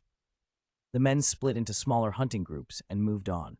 Far away in a forest, Luo Xia collapsed to the ground, breathless. Luo Feng and the others were in worse shape, hands dislocated from the intense acceleration, regaining motion with strain and laughter. Only Luo Xia stood relatively unscathed. His 2-fold enhancement and 11-fold life gene had spared him the worst. "Heh, I picked up another spatial ring when we passed through, over 6,000 cosmic crystals," Luo Xia said, counting loot. He'd recovered several rings and mental power weapons in the brief incursion. "Rest a bit," Luo Feng advised. "You used too much energy in that sprint." "I'm fine," Luo Xia assured him. The burst had drained much of his stamina and original force, but it recovered quickly. Aogu sighed, embarrassed. "I feel like we were more of a burden than help in that fight." Luo Xia smiled. "Don't be silly. If we didn't have you and T-Nanhei 2-star level Tier 9s, people would have been far more brazen in trying to rob us." Indeed, Aogu and T-Nanhei's presence deterred many would-be attackers, despite their relatively quiet fight in that moment. After a short rest, the group slipped onward, choosing the cover of the forest instead of the exposed grassland. With Babata guiding them, they avoided several large bands of adventurers. Night was falling when Babata warned them of movement ahead. Unseen on a distant tree, about 120 kilometers away, a scouting party watched with binoculars. Below, under the same tree, a dozen hunters rested, a green-skinned muscle man in dark alloy armor, a great axe slung over his shoulder, and his companions. The scout reported quietly, and the green-skinned man took the binoculars. He frowned. 5 figures. Let's move. Don't make a commotion. If they flee, we may not find them again. But Luo Xia felt the gaze too. I think we're being watched, he told Luo Feng. Babada detect anything? Luo Feng asked. No threatening life forms within detection range, Babada replied. The others are using long-range optics, Luo Xia said, from over 20,000 meters away. They debated fleeing. Then Babada snapped. They're here. 15 people. 13 are star-level Tier 9 experts. Only 15? Luo Feng raised an eyebrow. No need to run. They exchanged glances. When the green-skinned captain and his team closed in, Melissa let her mental power bloom. The hunters immediately staggered as Melissa's illusion hit them. As a member of the illusionary tail lineage of the Spirit Fox clan, Melissa specialized in illusion psyker techniques.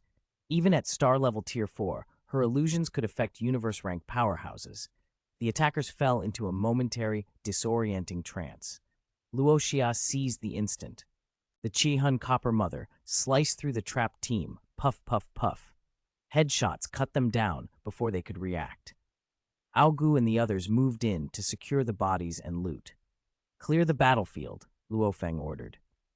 Tinane searched the fallen and announced, this team had over 8,000 cosmic crystals. Luo Feng grinned as he collected the spoils. Between what they'd gathered earlier and this haul, their total cosmic crystal count had surpassed 190,000. Converted to local currency, it was nearly 800 billion Ganwu coins, a fortune. That explains why Master's account is a 5-star client at Universe Galaxy Bank, Luo Xia said with a smile. If a world lord's holdings are like this, imagine the wealth of undying-level powerhouses. Babada snorted. And you think your wealth is big now? It's still far less than what Master left you. Luo Feng said cheerfully, even if we don't get the treasure trove, this haul alone could push us toward a breakthrough to universe rank. Luo Xia nodded. But if we don't try for the treasure trove, and later someone else claims it, we might regret it. As the old saying goes, if heaven grants you an opportunity and you do not seize it, disaster will follow. Isn't that what Kuai Tong told Han Xin in the Book of Han? Luo Feng asked with a laugh. Exactly, Luo Xia said, smiling. The lesson was simple. Seize opportunities, act decisively. They rested a while more, then pressed on toward the core, moving through shadows and undergrowth. The world was dangerous and primed with traps, but they were determined, ready for whatever black and purple lightning might strike next. Chapter 147, Castle in the Core Area. The core of the world within a world was a strange, beautiful grassland. The ground was carpeted in tidy low plants and odd 10-centimeter flowers, arranged so uniformly it looked as if someone tended this plain like a garden every day. The scale, however, was unlike any earthbound meadow. The plain stretched for dozens of times the area of the largest grassland on Earth. As Luo Xia and the others walked, bodies littered the way, some beheaded, some with intestines spilled, some halved and abandoned. The scene of rivers of blood and mountains of corpses, the stuff of grim legends and histories, lay before them in full. My God, how many people died here? One of them whispered. They had to pick their steps carefully. Corpses were everywhere the further they went. This is the core area, Babada said quietly. Cosmic crystals are richest here. Naturally, the competition is fiercest. Luo Xia looked at the carnage, feeling the truth of an old saying, men die for wealth, birds for food, echoed even here in the vast universe. When the adventurers from those factions come back, this whole place will be soaked red, he said. All 5 of them moved cautiously.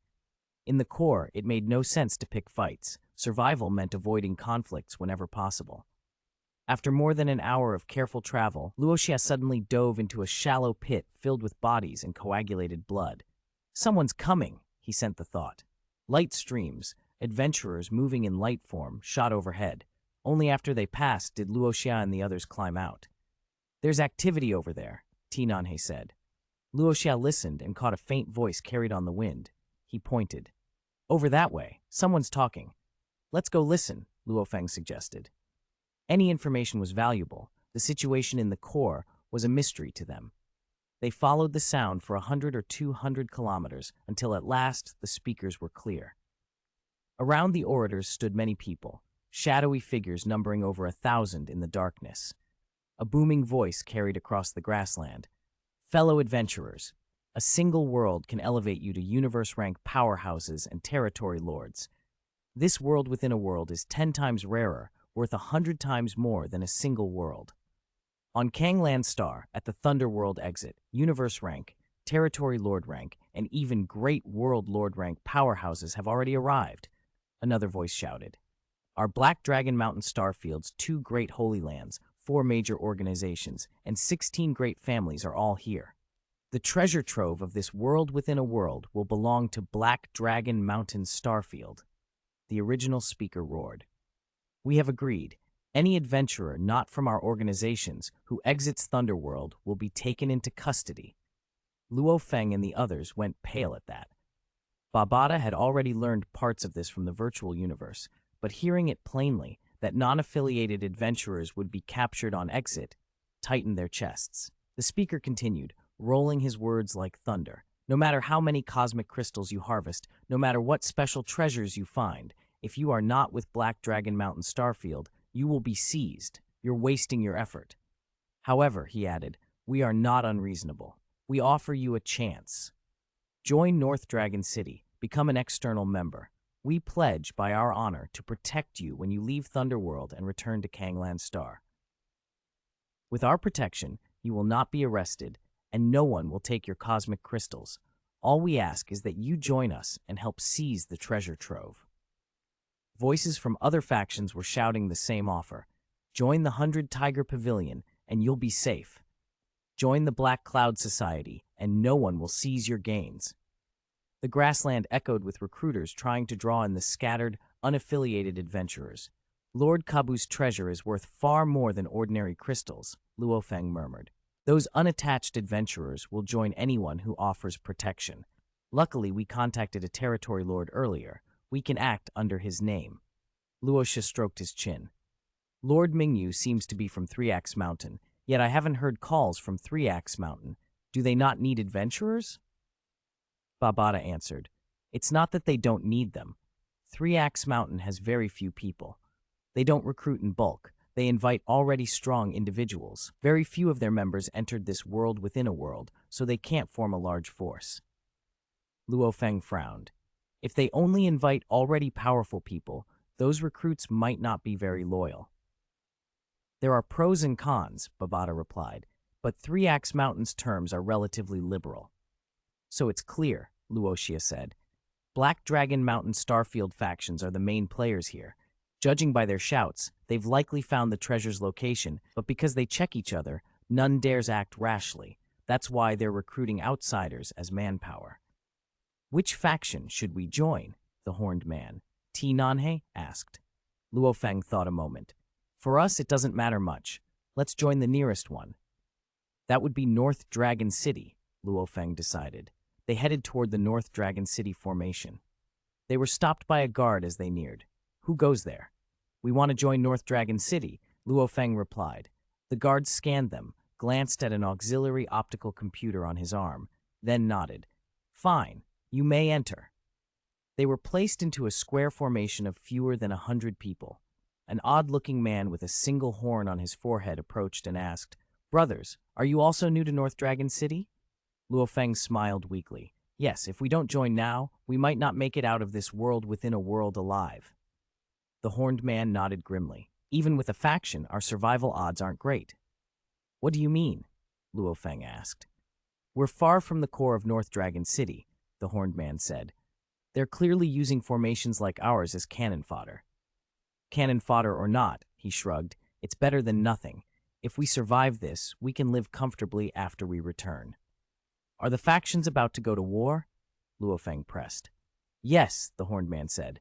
The treasure's location has been found. Once enough troops are gathered, the real struggle will begin. This calm is only the calm before the storm. Has the treasure location been confirmed? Luo Xia asked. You arrived late and it's night now, the horned man said. Come morning, if you look toward the core, you'll see a castle on the grassland. A castle? Luo Feng repeated, surprised. Yes, there's nothing else out here but that castle. Everyone believes Lord Kabu's treasure is inside it. They shared a grim look. If a castle sat in the core, the stakes were clear. At dawn the next day they saw it, a deep blue castle rising from the grassland like a giant gemstone, majestic and dazzling. That castle holds the treasure, Luo Feng said. But the factions have been cautious. If any party moves rashly, others will attack them, or free adventurers will take advantage. Luo Xia nodded. Those unaffiliated adventurers are waiting to capitalize. If this stalemate persists, someone will lose patience and make the first move. On the third day after they joined North Dragon City, the hour came. Shadowy figures flew in from the far distance. A voice like thunder announced itself across the plain. Black Dragon Mountain, Sachisen greets His Highness, the Ninth Prince. Adventurers suddenly knelt before a fair-skinned, striking young man floating above the field. His eyes flashed like lightning as he looked down and shouted to the 5 major factions arrayed below.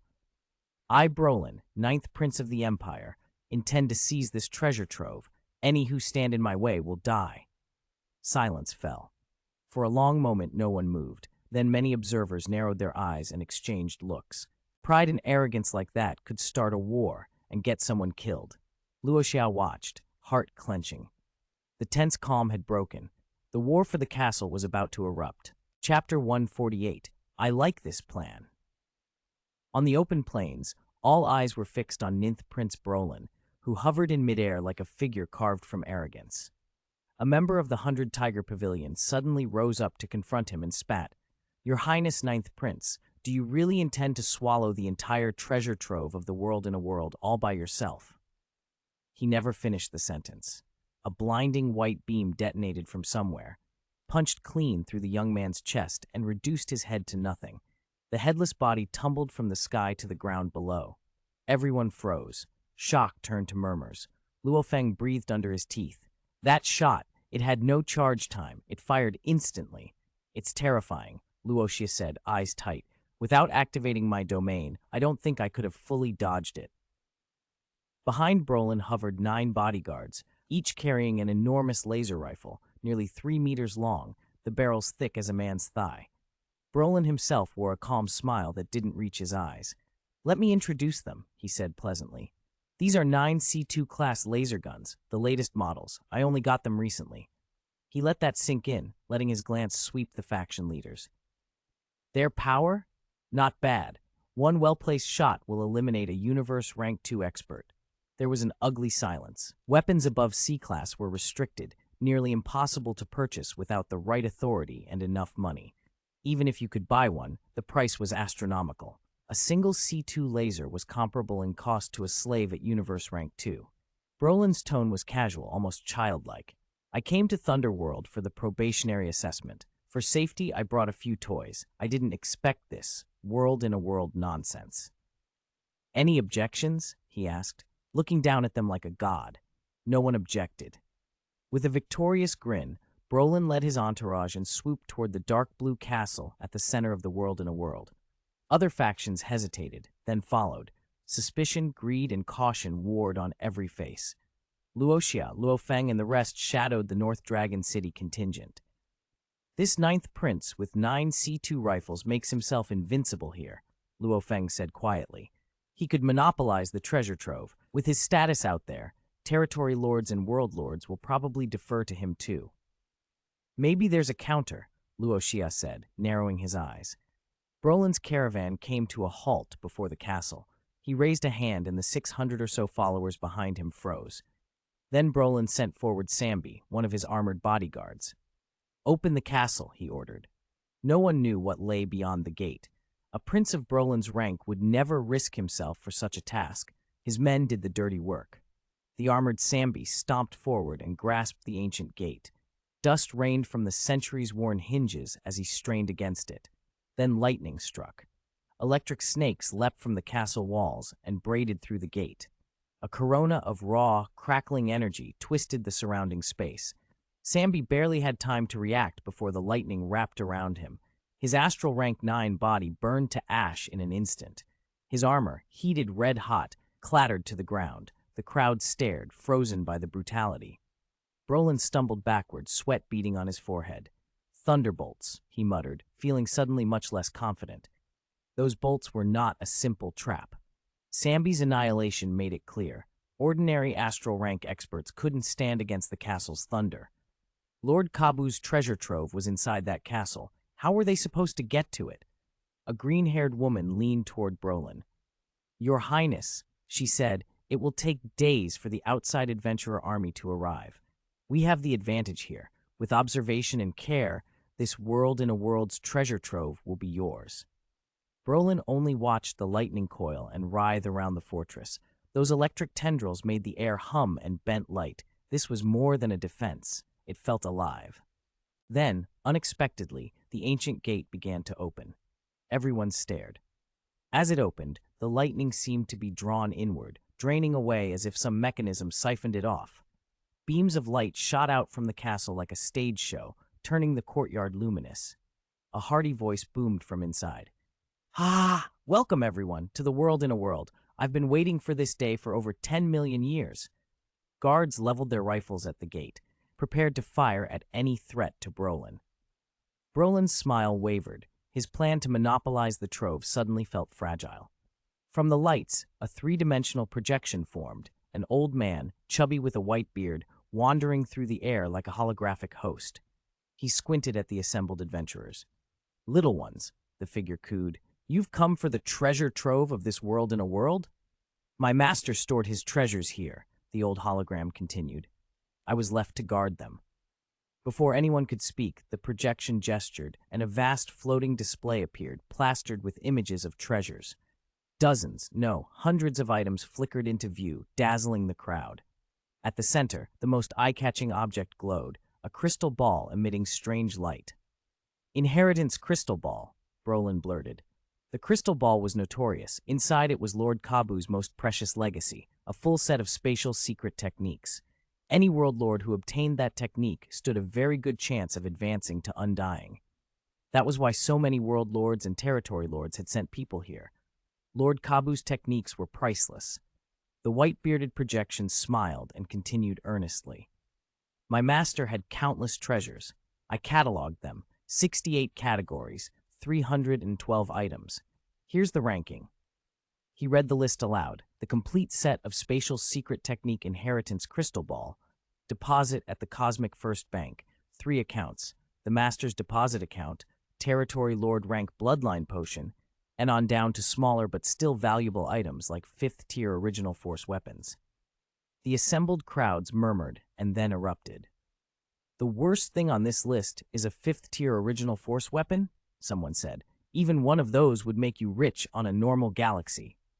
This world lord must have hoarded a legacy from an undying, another breathed. Babata gushed on the wristband. He's richer than some undying. Insane. Absolute treasure chest. The old man's voice grew mild and oddly businesslike. Do you want these treasures? If you want them, exchange them for Thunderstone, he declared, as if selling trinkets. Every item has a price.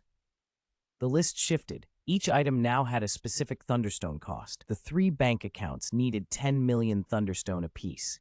The Master's Deposit account cost 8 million. A single territory Lord-grade bloodline potion cost 3 million. Life fruits, railguns, original force weapons, each had a clear price, down to the cheapest item listed at 100,000 Thunderstones. Pandemonium. If these prices were taken at face value, anyone with enough Thunderstone could walk out with ridiculous riches. What is Thunderstone? People demanded. The hologram chuckled. Thunderstone is what I call it. It only exists inside this world in a world. It's not especially valuable outside. Its energy signature is low. Standard detectors probably won't pick it up. He then displayed a photograph and a set of coordinates. The projection split the world in a world into a simplified map, 26 regions by terrain. I'll mark where Thunderstones are distributed. The stones are scattered across those areas. Go take them. Kill each other if you must. I won't interfere. Once you have enough Thunderstones, come back and exchange. I'll be waiting in the castle. His smile was almost vicious as he vanished. Brolin's face twisted with fury. He had intended to seize everything, but the Guardian's stunt, forcing everyone to compete for Thunderstone, undid his monopoly. He knew better than to try forcing his way in now. If anyone balked at the rules, he was certain the castle would strike them down in lightning as it had Sambi. Every faction dispersed to the marked regions. In the North Dragon City camp, Aogu pinged Luo Feng. Master, we have over 2 million Thunderstones. Should we keep searching? Keep going, Luo Feng replied. If we rush to exchange now, we'll be targeted. Muddy the waters first. If we get a few more thunderstones, we can exchange for better items. This is profitable. Luo Xia agreed. Those fifth-tier weapons would fetch a fortune outside. If we expend some effort here, we can come out ahead. Babada squealed in the wristband. Luo Xia, genius. Things have value for a reason. It turned out Babada wasn't exaggerating. On their way to the core, they'd already found a lot of thunderstone. Babada's storage held over 2.1 million. That number put them within reach of many mid-tier items, if not the very top ones. The old hologram had also helpfully highlighted the distribution areas. Using that guidance, Babada plotted a route. Luo Xia and the 5 others slipped away from the main column while it passed a forest. Babada, plan the route, Luo Xia ordered. Don't waste time on places we already searched. Hit the unsearched areas. A virtual map popped up. The route set. It led them through less crowded territory with plenty of thunderstones. In short order, they arrived at a place Babada's scans marked as holding 132,010 stones. With cloud-caressing vines to speed digging, Luo Xia and Luo Feng cleared the patch rapidly and moved on to the next. They worked quietly, avoiding large clusters of adventurers, gathering more and more thunderstone. They'd just begun prying stones from a mountain range when thousands of figures streaked over them. The team ducked out of sight until the wave of adventurers passed. Tens of thousands, Nanhe reported. The outside armies have arrived in force. Luo Xia checked Babada. How many do we have now? Over 2.9 million, Babada answered. That's enough. Let's go back and exchange, Luo Xia decided.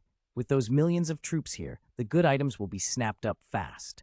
They flew toward the core. The world in a world was suddenly a mad hive, every marked area mobbed with diggers and fights breaking out over caches. When they returned to the castle, the scene made Luo Feng grim. A ring of astral rank adventurers encircled the castle, preventing outsiders from approaching the gate. They've surrounded the castle, Luo Feng said. They won't let unaffiliated teams in. Luo Xia's eyes flickered as he scanned the 5 major camps edging the core. I'll contact Lord Mingyu, he said to Luo Feng. Luo Feng nodded.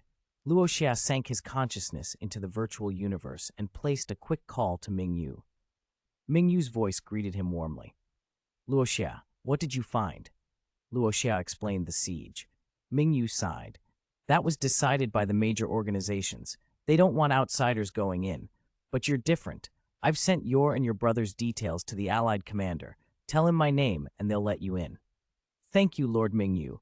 Luo Xia bowed in gratitude. Mingyu chuckled. Don't be discouraged.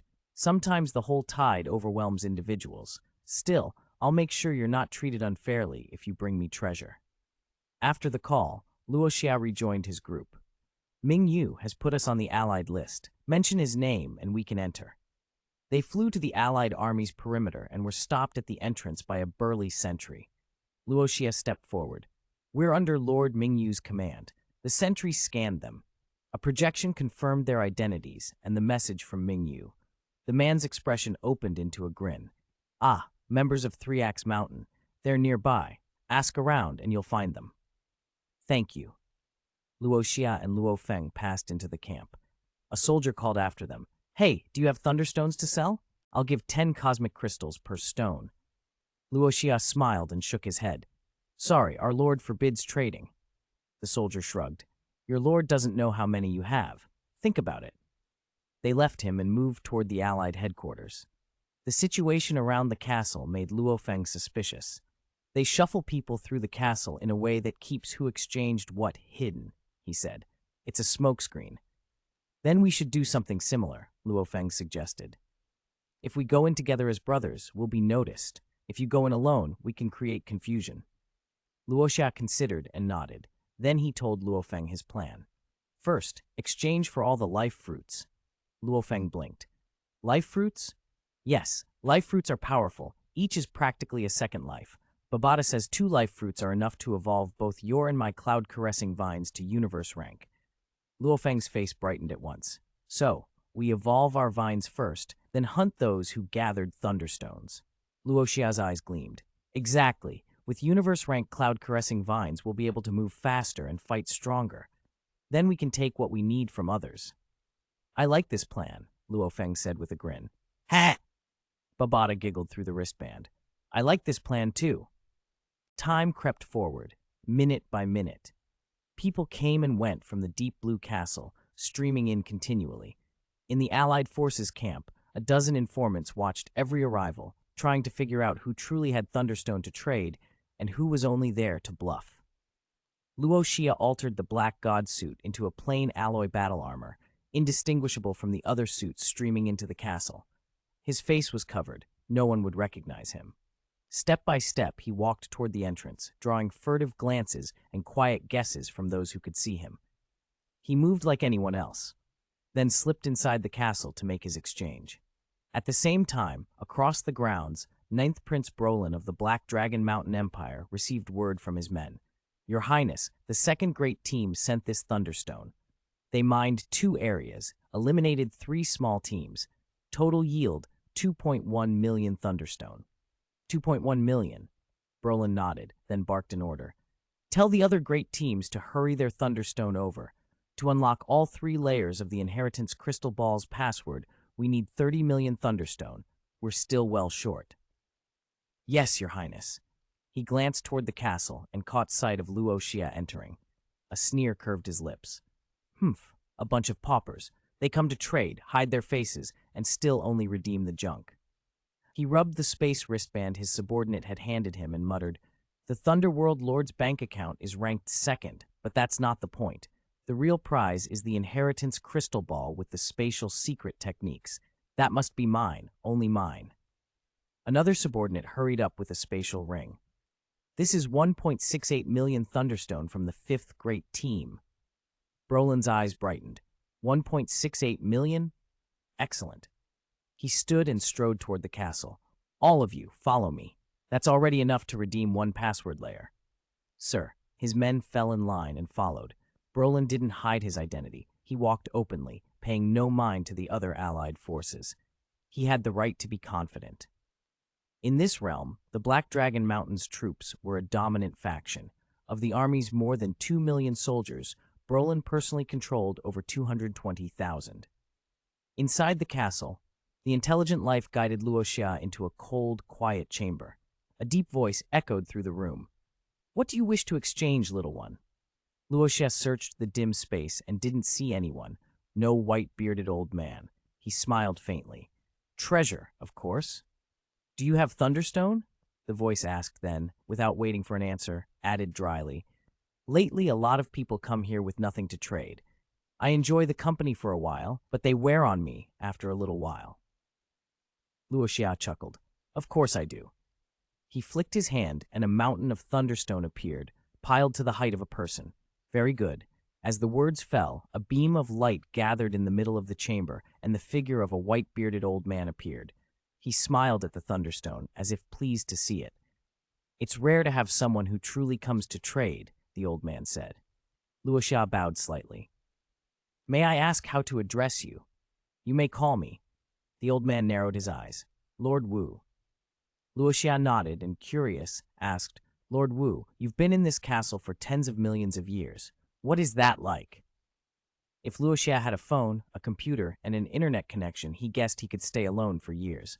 But for an immortal intelligence like Lord Wu, immobile and confined with nothing but time, it would be a prison. How could he not break? Lord Wu's eyes flashed. The pleasant expression dropped away, replaced by something raw and wild. For an instant, his face was hideous and manic. In the first tens of thousands of years, I could remain calm, he said. Back then, I hadn't yet become a true intelligent life. But once I gained intelligence, feelings followed. Loneliness came with it. This place is a prison, he hissed. I am trapped here. Loneliness drove me mad. How I wish I could die, he went on, eyes wide with a terrible clarity. But I cannot. Do you know what it is to want to die and be unable to? Everyone chases eternal life like it's a gift.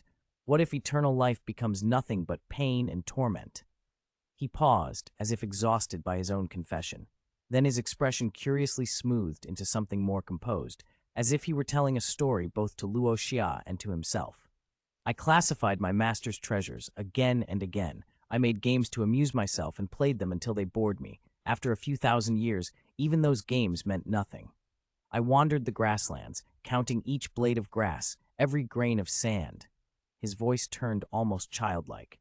Do you think the grass is even? I once went out to tidy it. Inside the wrist guard on Luo Xia's arm, Babada muttered quietly, This old fellow has indeed snapped, but I can sympathize. On Earth, I spent 50,000 years watching civilization develop. If I hadn't had that to focus on, I might have gone mad too. Lord Wu smiled again, kind now, almost gentle. I've not had real conversation in tens of millions of years. Perhaps that last outburst startled you? Luo Xia shook his head. No. Hearing the loneliness you described made me despair. If I were trapped where you are, I probably wouldn't have lasted. I would have been a hollow thing long ago. He looked at Lord Wu with genuine admiration. Perhaps only an intelligence like you could endure such terrible loneliness and still remain sane enough to think. Lord Wu's eyes narrowed a fraction. He studied Luo Xia then, after a beat, turned businesslike. Shall we trade then? He waved a hand and a holographic ranking list unfolded in front of Luo Xia. What kind of treasure do you want to exchange for? He asked. Apologies, this chapter is only around 2,000 characters for now. The next one may be a little late. Something came up today. I'm very sorry. Yun Song. Luo Xia studied the list of treasures. Inside his wrist guard, Babada pointed at the entries and said, Luo Xia, this 5th-tier psychic weapon, the meteor sword, would suit you perfectly. He glanced at it.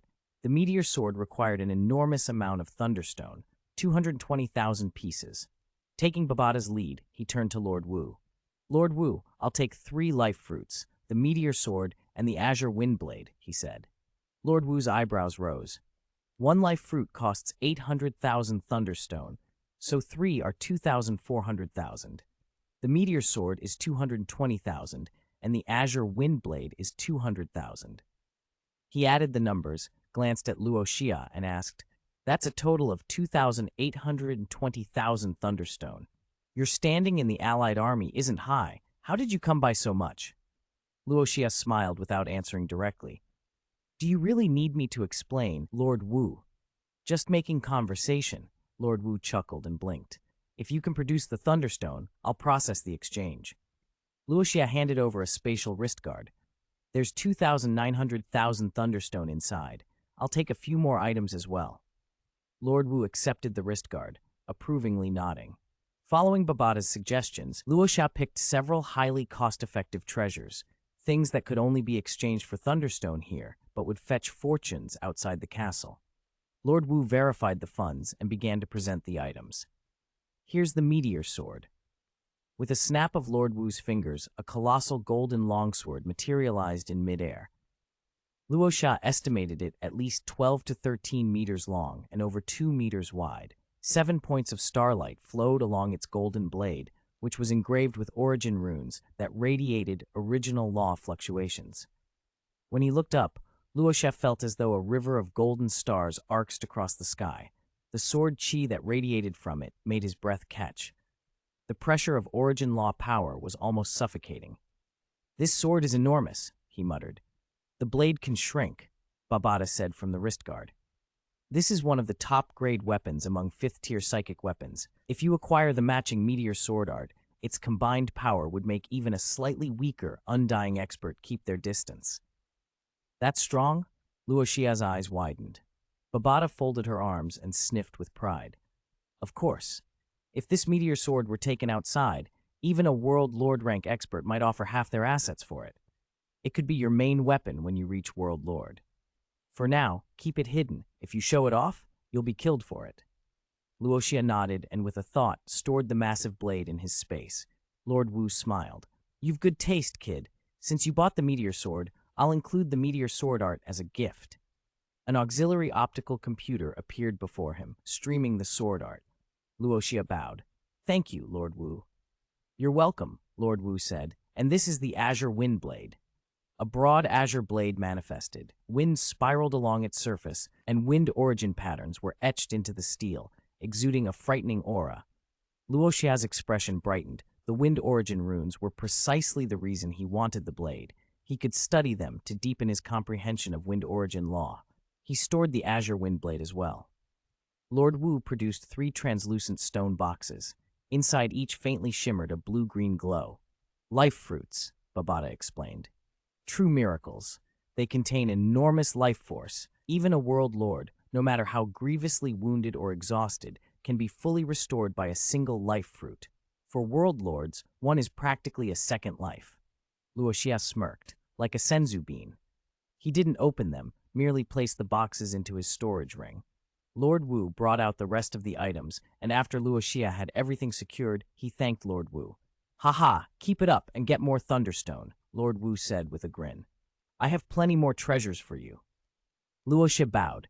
"I'll come again." The white-bearded man watched him leave, a trace of surprise on his face. As Luo Xia walked out of the castle, at least 10,000 members of the allied army in the surrounding encampments watched him go. He kept his composure, blended into the crowd, and altered his aura and battlesuit's appearance before slipping over to Luo Feng and the others, who were in heavy cloak. "How did it go?"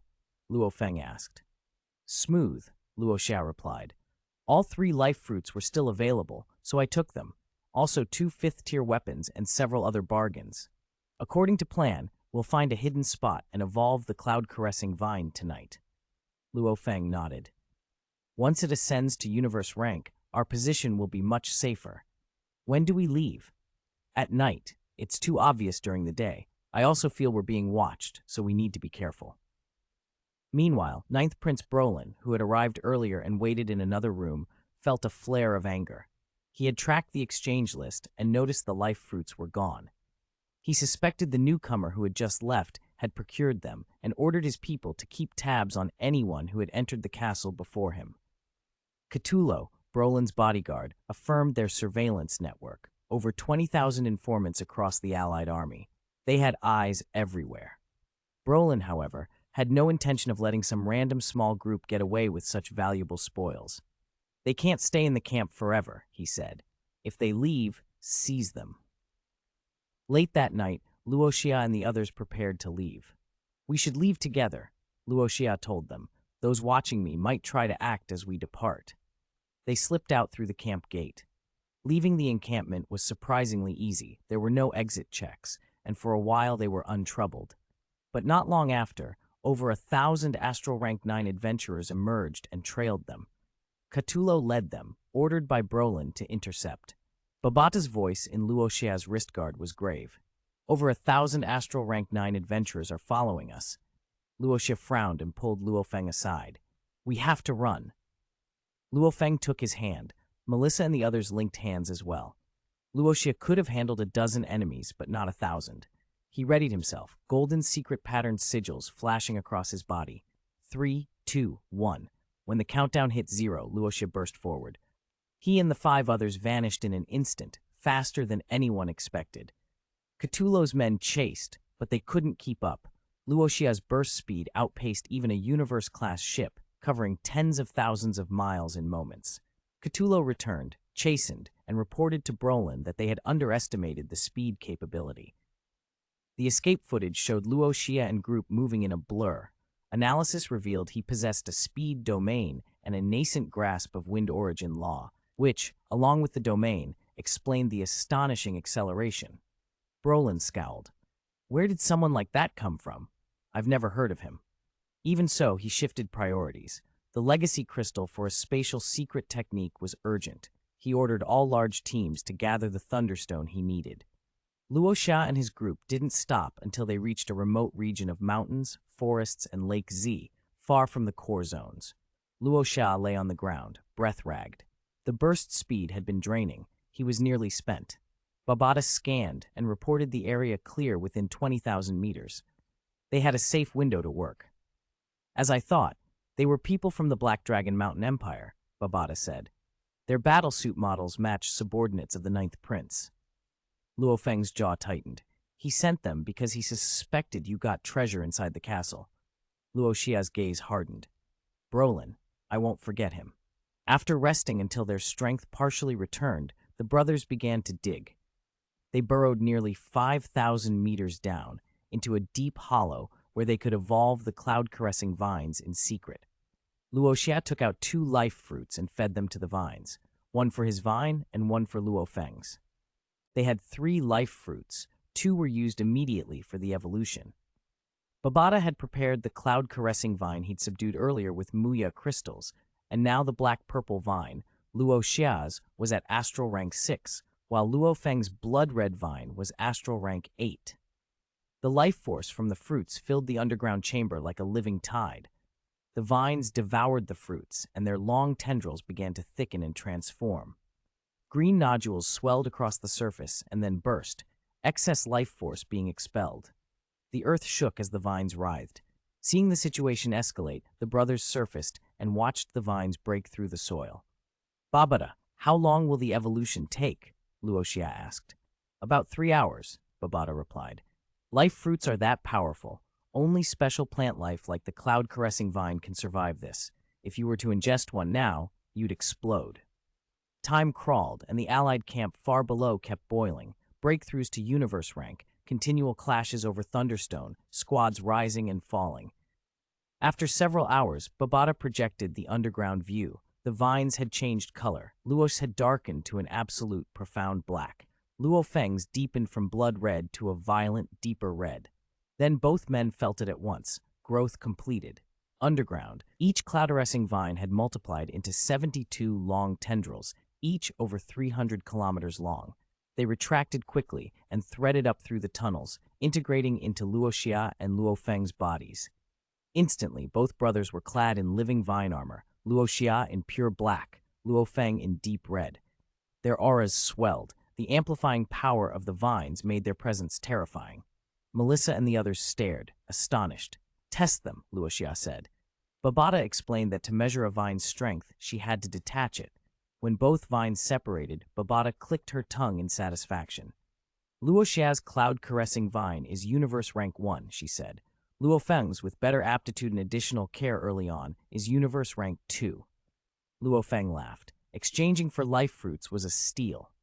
"More than a steal," Babada replied. "With 2 universe rank vines, we can hunt for Thunderstones straight away." They followed Babada's guidance to a nearby lake. Hiding the spacecraft on the lake bed would attract less attention and minimize sensor signatures. They retrieved the ship from storage, closed the hatch, and launched the detector. The spacecraft's detector had a huge radius, 100,000 kilometers, perfect for an initial sweep. 51,240 people within range, Babada reported. They're split into 5 large teams, each with over 10,000 people. On the command screen, 5 vast armies appeared. Luo Xia pointed. "I'll take these 2. You take the other 3. Luo Feng nodded. They masked the spacecraft's orientation, then deployed. The world in a world was a maelstrom. Small collisions between squads ballooned into massive battles as over 2 million astral rank 9 adventurers fought for Thunderstone and cosmic crystals. Corpses littered deserts and plains. Blood stained the sand. The chaos was perfect cover. On a prairie, a 6-person squad had just been slaughtered by overwhelming numbers. The survivors begged and offered Thunderstone, but the larger groups showed no mercy. After looting the bodies, a winged man gathered the plunder into a spatial ring. As the raiding parties began to move off, the ground cracked open. A thin black vine shot up and wrapped around the winged man's torso, dragging him beneath the earth before anyone could react. Those who rushed to retrieve him found a headless corpse. The finger wearing the spatial ring was gone. Shouts echoed across other battlefields. Captains killed, spatial rings taken. Elsewhere, similar scenes played out. Small teams overwhelmed by the organized armies, then sudden, precise attacks in the chaos where vine tendrils snatched leaders away. Luo Xia and Luo Feng, concealed by the fog of war, used their cloud-caressing vines to ambush captain-level figures who carried spatial rings and wristbands, retrieving Thunderstone and cosmic crystals in the process. The world in a world burned and roiled with conflict, and amid the turmoil, the 2 brothers moved like shadows, collecting their rewards and growing stronger with every strike. Chapter 151, Murderous Intention.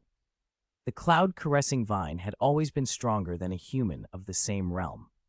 Now that it had advanced to universe rank, it was effortless for it to ambush and kill squad leaders and team captains who were only at astral rank level 9.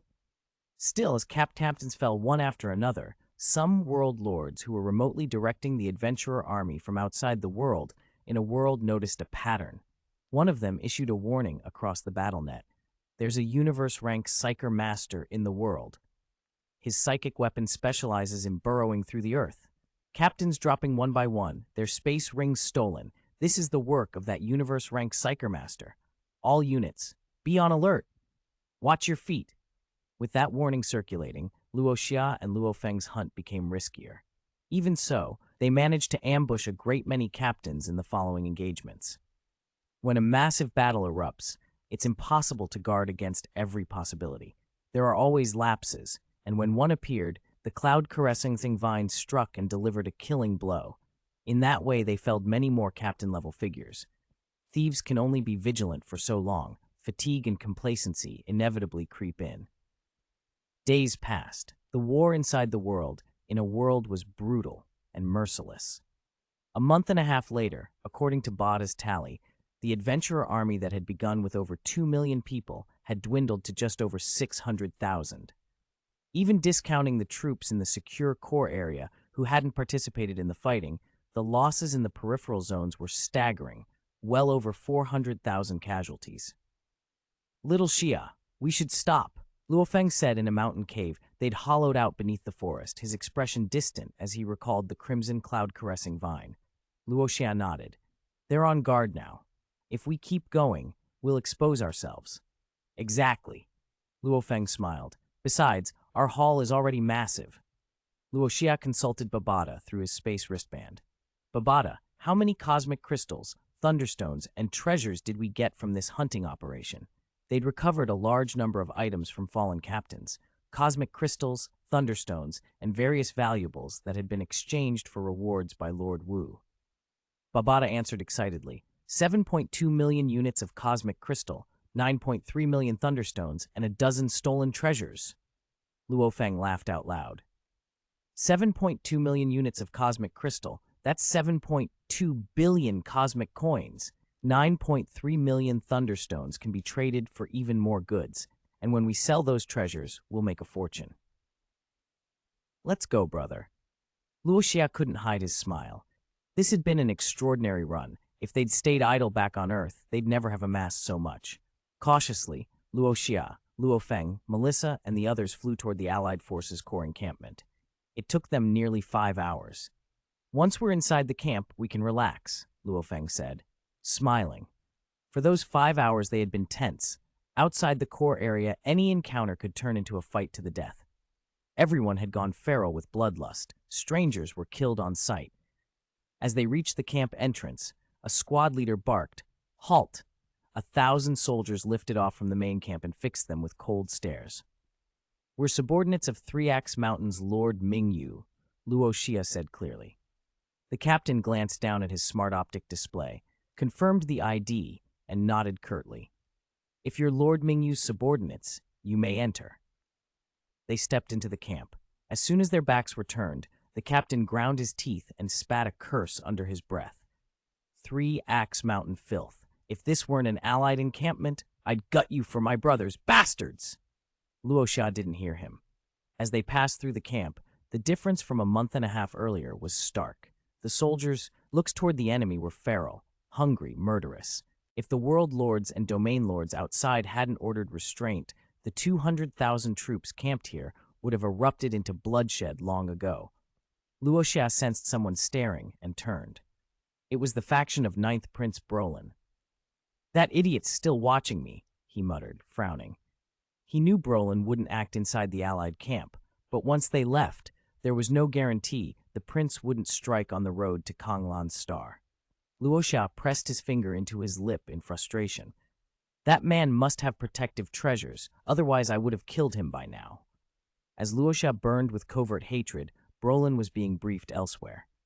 Your Highness, the 5 who escaped earlier have returned, Cthulhu reported, kneeling. The 5 who escaped. Brolin frowned, trying to recall them. Cthulhu went on. It's the squad with that astral rank kid, the one who has a domain and has comprehended the original law. Brolin's eyes narrowed. A cold, murderous intent flashed through him. For someone as dangerous and talented as Luo Xia, there was no patience left. If Luo Xia was allowed to grow stronger, it would be Brolin who would ultimately be at risk. He had to eliminate him before that could happen. Keep them under close surveillance, Brolin ordered. If they leave the camp, send people to kill them immediately. Yes, Your Highness. Back in the camp, a silver-haired man approached Luo Xia and called, Luo Xia. Luo Xia looked up. He didn't recognize the man at first. You are? I've heard a lot about you from Lord Ming Yu, the man said with a smile. I'm Ben Di. I handled your information. Allow me to introduce myself properly. I'm also a subordinate of Lord Ming Yu. Babata chimed in through the wristband. This man is universe rank. Luo Xia bowed slightly. Lord Ben Di. Ben Di stepped forward and patted Luo Xia on the shoulder in a friendly, almost fatherly manner. Lord Ming Yu told me about you. When we leave this world in a world and return to Kanglan Star, you'll travel with me. Of course. Luo Xia returned the smile, and Ben Di clapped his shoulder once more, then turned away. They had come this far. What happened next would be decided outside the war-ravaged land they just escaped. Chapter 152, The Recognition of the Origin Law. Night fell quickly. Luo Xia watched the dark blue castle as more figures in battlesuits streamed through its gates. Brother, I'm going in, he told Luo Feng at his side. Be careful, Luo Feng warned. Luo Xia nodded. His black battlesuit wrapped him like living armor, its savage silhouette both majestic and terrifying. His boots clanked on the stone as he walked slowly toward the castle. That kid's going in again, someone muttered nearby. Is he exchanging for treasures or trying to throw people off? No matter. Report him to Lord Cthulhu. Eyes tracked him as he entered. The ninth prince had ordered that the boy with domain and law power be watched closely. Under all those gazes, Luo Xia followed the guidance to a chamber. He didn't call for Lord Wu right away. Instead, he sat and pretended to sleep while mentally cataloging his gains. The cosmic crystals I got this trip, those are origin energy condensed into crystal form. They're higher grade than Muya crystals and are perfect for building inner worlds. I can use them to speed up the golden horn beast clone in my cave heaven world. Luo Xia smiled at the thought. With origin energy, I can probably push the gestation down to within 3 months. If the golden horn beast clone was ready faster, his combat power would shoot up again. Little fellow, you're back. A familiar voice pulled him from his feigned sleep. He opened his eyes to see the white-bearded Lord Wu floating in front of him. Lord Wu, are you finished with your affairs? Luo Xia asked with a smile. Lord Wu's lips curved in a strange smile. Yes, I'm done. These other youngsters are amusing. Many come in and don't even exchange for treasures. I should have set a rule. Anyone who comes in and doesn't trade is killed by Lei Ting. Might have eased my workload a bit. Luo Xia blinked. You like interacting with people. Why complain about work now? A trace of madness flickered at the corner of Lord Wu's mouth. Others aren't as patient as you. No one wants to see an old being who's lived tens of millions of years go mad, least of all an intelligent life form. He reined in his smile and became composed again. Enough. What treasures do you want to exchange for this time? Can I see the list first? Of course. Lord Wu waved a hand, and the treasure ledger formed between them.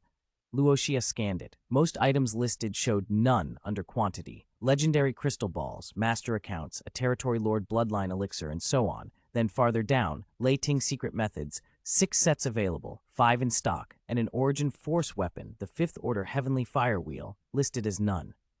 Luo Xia turned to Babata in his wrist space. All right, Babata, time for you to work. Babata pointed eagerly at the list. I want this, and that. Luo Xia followed Babata's directions and began selecting from the ledger. This, that, and all of these. Get them all.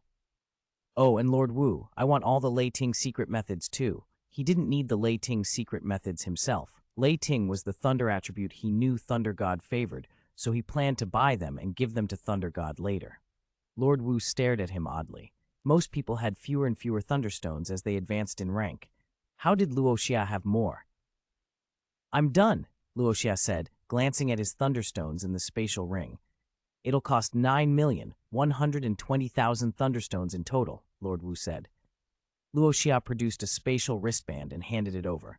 Here, 9.12 million Thunderstones. Lord Wu checked the receipt, and when the numbers verified, he smiled.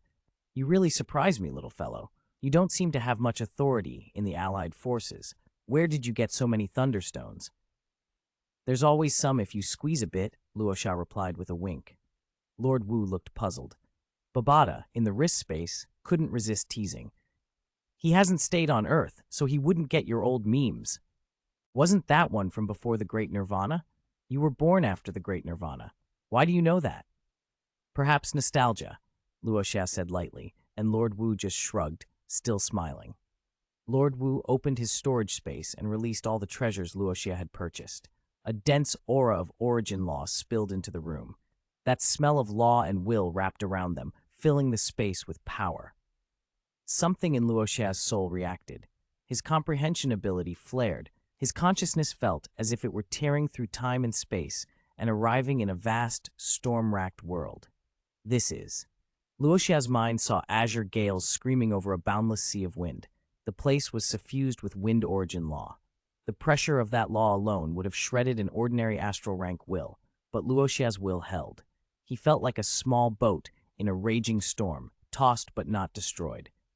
Despite the howling, his will drifted with the waves, unbroken. If someone could have looked into Luo Xia's sea of consciousness, they would have seen the dazzling golden sphere at its center, erupting with brilliant light. The mental power ocean around it roiled like boiling water. Suddenly the room trembled. Lord Wu and Babada watched, stunned, as a single pure azure droplet coalesced out of the air. This is. Lord Wu's body trembled. Babada in the wrist space widened her eyes and began breathing hard. How is this possible? The recognition of the origin law. Recognition of the origin law? Lord Wu echoed in disbelief. The two intelligent life forms fell silent as the azure droplet drifted toward Luo Xia and seeped into him, entering his sea of consciousness. Time seemed to slow. The mental power ocean stilled, the golden sphere paused its frantic motion. Even the crystal stars that orbited the sphere ceased their rotation. The droplet touched the golden sphere. A surge of change rolled through Luo Xia's soul. The golden sphere shifted color, becoming an azure gold. A faint azure mark bloomed on the center of his forehead, the unmistakable symbol of being recognized by the origin law. The mark pulsed with a law fluctuation that made the heart race. How? How is this possible? You're only astral rank. Why did the origin law recognize you? Lord Wu staggered back, near disbelief. Luo Xia, you must be cheating, Babada shouted. We came here to exchange for treasures. How did you suddenly receive the recognition of the wind origin law? Could you be the primordial universe's own son? The origin will just recognize you casually like that? This is insane. Luo Xia felt dazed. He rubbed his temples. There was a sharp ache, like something had awakened deep inside his soul. He tried to reach for it, but it was always just out of reach, veiled like flowers behind mist. Hey, Luo Xia? Babada's voice, anxious now, cut through his daze. Are you okay? Luo Xia forced a grin. I'm fine, he tried to explain. I'm not completely sure what just happened. It felt like an epiphany, like people on Earth call it sudden enlightenment, comprehending the Tao. When the origin law auras flooded the room, something in me clicked. My soul and my comprehension ability felt like a switch being thrown. I had this sudden, deep understanding. I can't exactly put it into words. In that moment, my consciousness was guided by a thread of wind origin law into a space filled entirely with wind origin law, the origin of wind law itself. Babada gaped. Since the birth of the universe, you might be the only person ever to be recognized by an origin law while at astral rank. Are you really sure you aren't the primordial universe's biological son, Luo Xia? Luo Xia grimaced inwardly at the shout. He touched his forehead, feeling the mark. Probably, he muttered, then decided to conceal it and thought the mark away. The azure sign on his glabella dimmed and vanished. Outside the castle, time rewound just a little. When Luo Xia's consciousness intruded into the origin of wind law, everyone waiting outside, Luo Feng and the others, suddenly felt an incredible presence descend. Gazes snapped to the dark blue castle. A majestic law aura shrouded it. Azure's secret patterns swirled around the walls, radiating blue light in every direction. The castle shone like a beacon in the night, and the press of law made hearts pound. Those with weaker wills even fainted to the ground. What is that? Someone cried. How can there be such a terrifying aura? In the Ninth Prince's camp on Black Dragon Mountain, Ninth Prince Brolin trembled as he watched the strange phenomenon. "What is happening?" he managed. His bodyguards shook their heads. Astral rank did not understand this level of law manifestation. A few territory lords and several world-ranked onlookers, however, knew. As the aura around the castle slowly dissipated, many recorded the sight and sent the footage up the chain of command. When the recordings reached the higher circles, every important figure who saw those azure secret patterns had the same stunned expression. They were as baffled as they were alarmed. This was no ordinary event. Chapter 153, Hidden and Ambush. On Kanglan Star, in the villa that Lord Mingyu had bought, life was unusually quiet. Most of the actual confrontations happened in the world in a world, so Mingyu spent his time entertaining friends and discussing the Tao. He had invited Xiao Donglai over to boil wine and talk when both of them suddenly grew serious. Mingyu glanced at Xiao and smiled. "So you got the same news?" "Let's take a look," Xiao Donglai said, and instructed his intelligent optical computer to play the footage his subordinate had sent. A huge projection filled the villa's hall. On the image, in the middle of night, a dark blue castle slowly rotated, covered with glowing green sigils that spun with a chilling beauty. Even from a distance, Mingyu and Xiao Donglai felt the presence of something terrible emanating from those patterns. "That's an original law sigil." Mingyu's voice had dropped to a whisper as he stared. Xiao Donglai's eyes widened. "The law sigils have appeared. That means the descent of an original law." The two top domain lords watched flummoxed until the green markings on the castle faded. Only then did Mingyu ask, "How could an original law descend inside the world in a world?" Xiao frowned. "Normally there's only one cause. The original law acknowledges someone who has comprehended a law to an extremely high realm."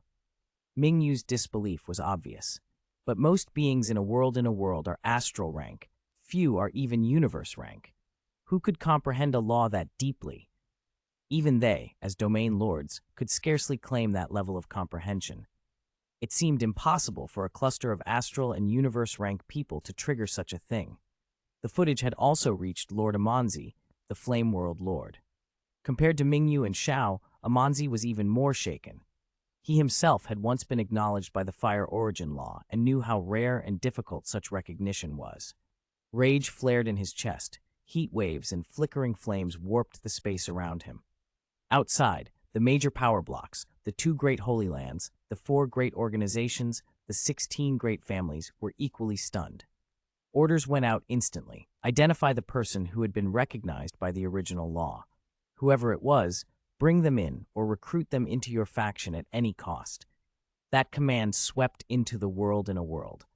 Countless individuals hurried to the castle gate.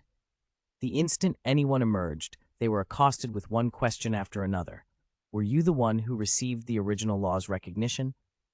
Adventurers who had come hoping to loot or cause trouble were stunned and dismayed. They had felt that terrifying aura too. Was that the descent of the original law? But it hadn't been them. Jealousy gnawed at them. Everyone knew that someone recognized by an original law had a near-certain path to breakthrough to World Lord and eventual undying status, if they didn't fall on the way. Luo Feng, watching the reports on his comms, turned to Atuka, the intelligent optical computer embedded in his arm. "Atuka, what does it mean to be acknowledged by an original law?" Atuka responded clearly, Luo Feng relayed. "When someone comprehends an original law to an exceptionally profound realm, the original law imprints an acknowledgement upon them. After receiving that imprint, their comprehension and use of that law become more efficient, less consumption, and a significant boost in power." Those facts were available in the virtual universe. Atuka had pulled and condensed them. Luo Feng had never encountered an original law himself, and so could only grasp the basics. A being recognized by an original law was extremely powerful. Inside the dark blue castle, Luo Xia had no idea how much commotion he'd caused. Outside of 2 intelligent life forms, Babata and Lord Wu, no one knew the truth. It was Luo Xia who had drawn the original law's attention. After a stunned pause, Babata and Lord Wu had calmed enough to let Luo Xia take all the treasures Lord Wu released into his spatial ring. Luo Xia then told Lord Wu, "I'm leaving." Lord Wu studied him with a strange look, then nodded. Luo Xia felt the old man's gaze prick his skin. This elder was peculiar and hurried toward the main gate. When he stepped outside, he noticed dozens of heads turning to stare. He froze. "What's going on? Why are they all looking at me?" he muttered. Babada's voice came from the wristband space. "It's probably the shock from the original law's descent. The disturbance you caused was huge. You should hide the fact that you received a law imprint," Babada warned. "If word gets out, people will try to kill you to take or control that power. Brolin wouldn't let you leave alive if he knew. He's wanted you before. There's a grudge. If you live, he'll die later." Luo Xia looked uneasy and nodded. He moved toward the Three-Axe Mountain camp, where many of their people were gathered.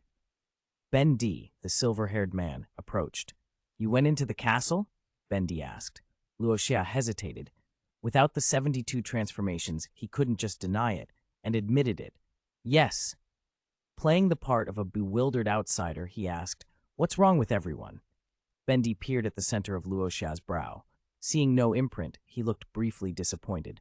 "Don't you know? There was a terrifying aura when you were inside." "It knocked me out," Luo Xia said, flawlessly acting the role. "It was worse than Lord Mingyu's presence. I fainted. Don't know what happened." Babada silently approved of the performance. Many who had just come out of the castle had fainted as well. The original law's descent made even those outside its presence feel suffocated and dizzy. "The original law descended," Bendy explained. "Whoever it acknowledged will be invaluable. Mingyu said we must find them and recruit them. A genius like that would surely become undying." Bendy's envy was thinly veiled. He'd only just become universe rank. Undying status was beyond his grasp. "I thought it might be you," Bendy added wistfully. "You're already Mingyu's subordinate. But did you go in for treasure exchange?" "Yes, my brother and I swapped a lot of thunderstones for items." Luo Xia nodded. Bendy patted his shoulder. "Rest, I'm going to find that genius." After Bendy left, Luo Feng came over by telepathy. "Was the recognized person you?" "How did you know?" Luo Xia smiled. "You're the most likely candidate," Luo Feng said, serious now. "Don't expose yourself. They'll force you to join them." At the same time, Babada interjected, "Joining a major organization isn't impossible. With the resources and cultivation offered, you'd advance faster. But they have ways to control or brainwash people while preserving their talent and comprehension. Those methods are expensive, but compared to securing an obedient genius destined for undying, that cost isn't too high." Luo Feng's expression tightened. "This universe is dark. Be careful." "Babada's right," Luo Feng agreed. "If you don't show a law imprint, it'll be harder to find you among over 600,000 people." Luo Xia decided to keep a low profile and divert suspicion. "I still have over 180,000 thunderstones left after the exchange. I'll sell some. That'll help dispel people's rumors." So Luo Xia began searching the camp for buyers.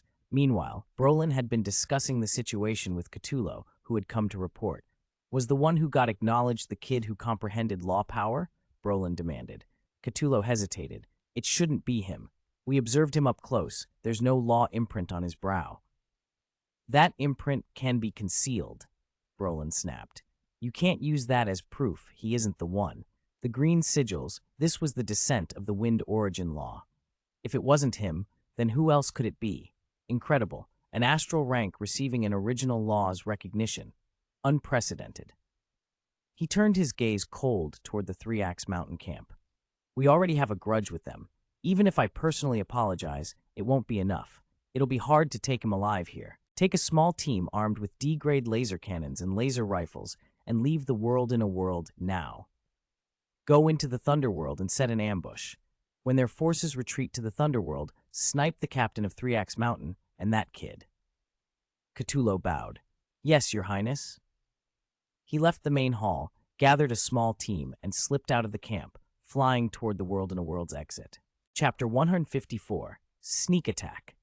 Luo Xia had no idea about Brolin's secret arrangements. He was simply looking for buyers for his thunderstones. After wandering the camp and bargaining with dozens of people, he finally sold the rest of them. Thunderstones that previously hadn't been worth even 1,000 cosmic crystals were now selling for only 300 to 400 each. Luo Xia managed to sell 180,000 thunderstones at an average of 400 cosmic crystals apiece, 72 million cosmic crystals in total.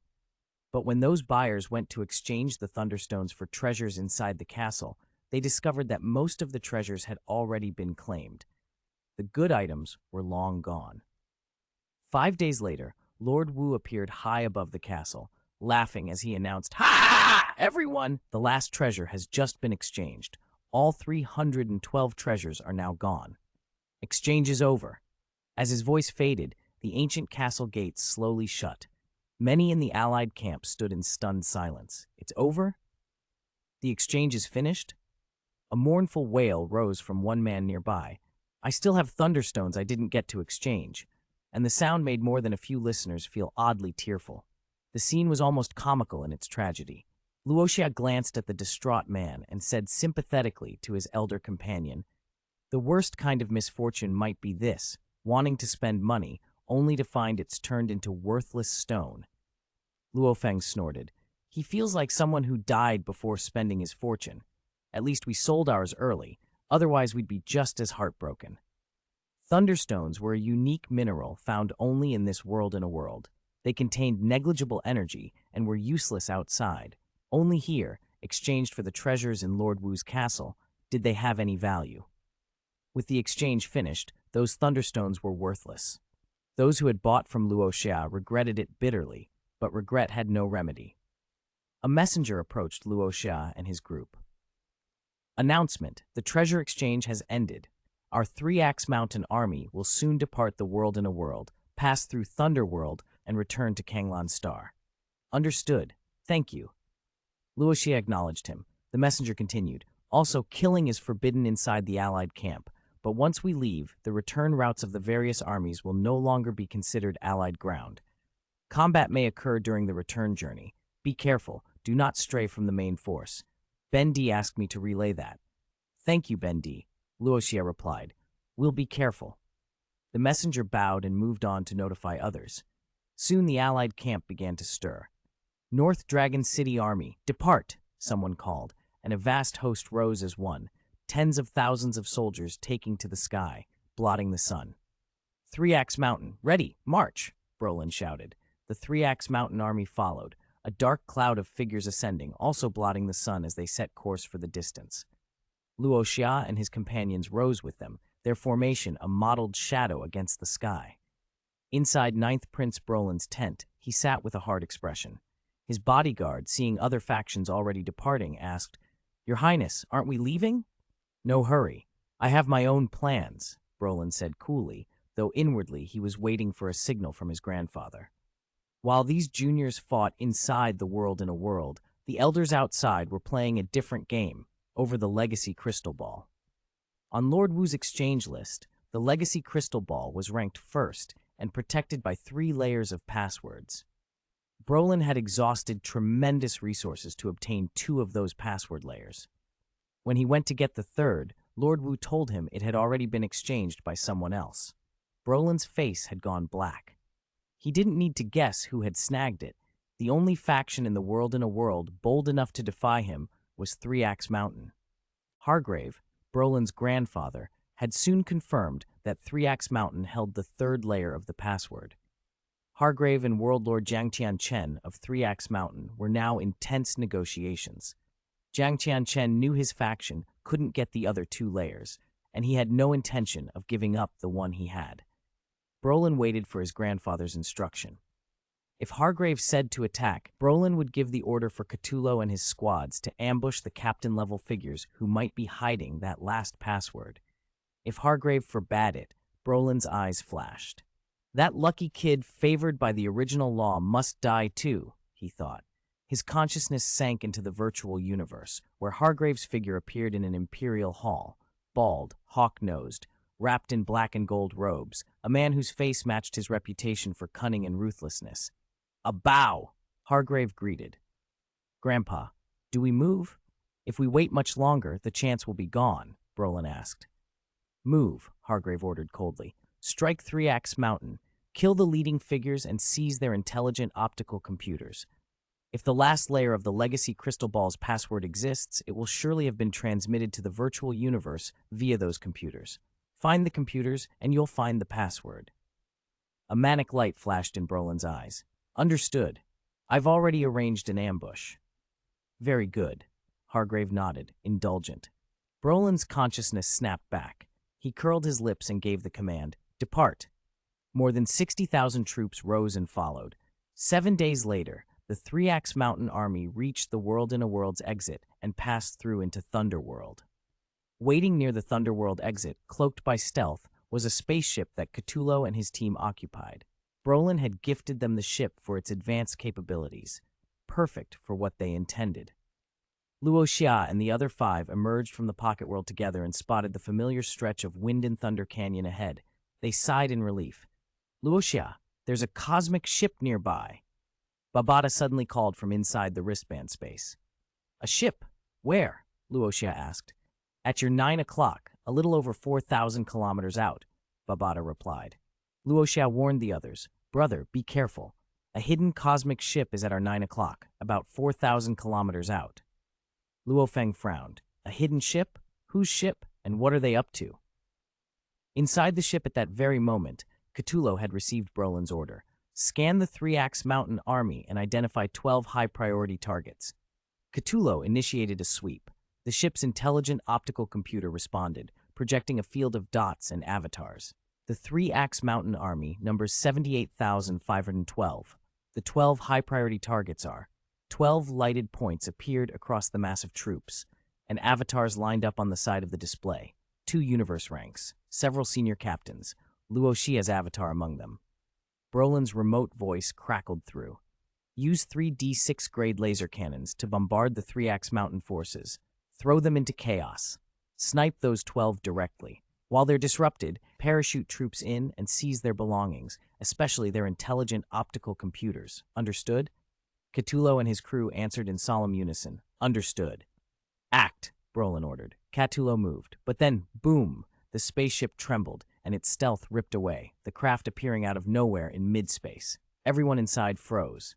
Below, Ben D and the other captains stared toward the 9 o'clock direction and saw Luo Xia streaking through the air like a bolt of light. He'd slashed at what looked like empty space with his sword, and the slash had cut a clear, blazing wound through the stealth field. The hidden ship was laid bare. "Enemy attack! Enemy ship!" the captains shouted. Cthulhu stared in disbelief. "We were discovered?" Brolin, who'd been observing remotely, spat. "Why were we detected?" Their ship was only D grade, but even so its stealth should have masked them from detection. Even universe ranks normally couldn't sense such cloaked vessels. Why had Luo Xia found them? He watched the scene below. Luo Xia sneered. "Sneak attacks won't work on me." "You're Brolin, right? I'll cut you down someday." Luo Xia muttered. Then he vanished, withdrawing at speed. The ship's defenses were formidable. Unless he unleashed a heaven-opening, earth-splitting strike to tear open space, he couldn't pierce the hull.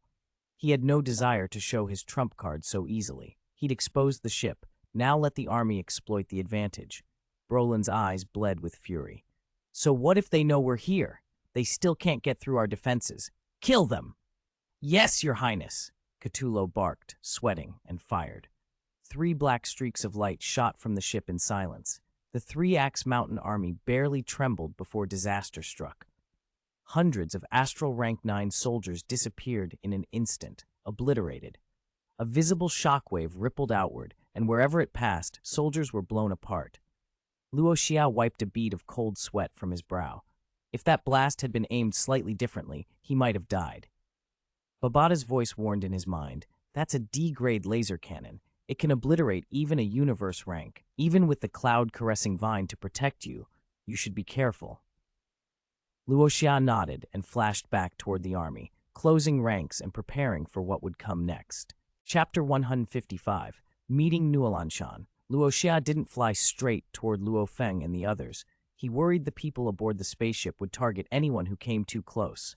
As he headed for the army, a sudden warning pricked at him. Without hesitation, he activated his domain and doubled his talent enhancement. A gray field hummed outward. A white beam of light shot at him with terrifying speed. Even with Godspeed active, Luo Xia barely twisted in time. The beam tore through his shoulder with a sickening pop. Before blood could flow, the wound had already turned pitch black and charred. "Laser gun," Babada shouted. Luo Xia vanished, reappearing in the mountains below. Xia! From a distance, Luo Feng saw what had happened and immediately flew toward him with Melissa and the others, dodging as they approached. No one wanted to be a sitting target. After the flash of white light, several small teams leaped out from the spaceship and pounced on the people who'd been hit, snatching their belongings. There was a scuffle, but the raiders managed to return to the ship. Go! Brolin ordered through the remote link. The spaceship blinked away and disappeared from sight. Xia! Luo Feng rushed over. His brother's shoulder was perforated. There was a black hole through the flesh. It's fine. It's fine, brother. Luo Xia grinned despite himself. This will heal fast. Compared to the condition when he first opened his cave heaven world, this was nothing. Between his powerful life gene and the Muya crystal's life energy, the charred tissue soon sloughed off. New flesh filled the gap, and the wound closed. Luo Feng exhaled with relief. Inside the fleeing ship, the raiders were reporting back. Number 1, successful. Number 2, successful. Number 3, successful. Brolin listened from afar, his expression hardening. We recovered 7 intelligent optical computers and 8 spatial storage devices, came the tally. Cthulhu stood with his head bowed, sweat on his face, unwilling to meet Brolin's projection. Your Highness, out of 12 high-value targets, we killed 11. Only one, Luo Xia, managed to dodge the headshot, so he survived. Our ship was detected too. Snatching those optical computers and storage devices was the best we could do. Please forgive us. Brolin's face was cold. I don't want excuses. I want results. He paced, barely containing his fury. Luo Xia can be fast, but you used a laser gun. How is he faster than a laser gun? Your Highness, forgive us. Cthulhu and the others protested, but they were as incredulous as their lord. Dodging that beam seemed impossible. Still, what could they do? They couldn't bind the man and force him to stand still.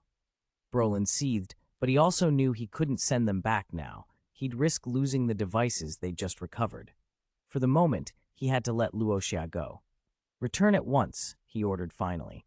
The kneeling men exhaled in secret relief. Back with the 3-Axe Mountain forces, word spread quickly. Lord Ben D is dead, the wristband announced.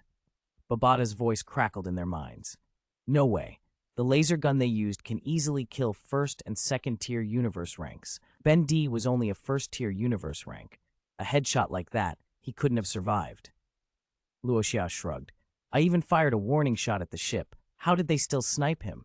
The beam is too fast, Luo Feng said. Even if you warn them, most people can't dodge a laser at that speed. Not everyone had a domain like Luo Xia. At laser speed, even some territory lords might not react in time.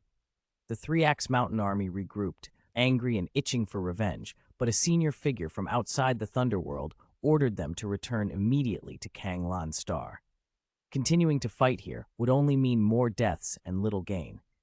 Luo Xia stared in the direction the ship had fled, teeth clenched. Sooner or later, I'll cut him down. Brolin's ship rejoined his army of 60,000. Cthulhu presented the devices and optical computers. You may all leave. Brolin dismissed them. When the others had gone, Brolin alone inspected the recovered items.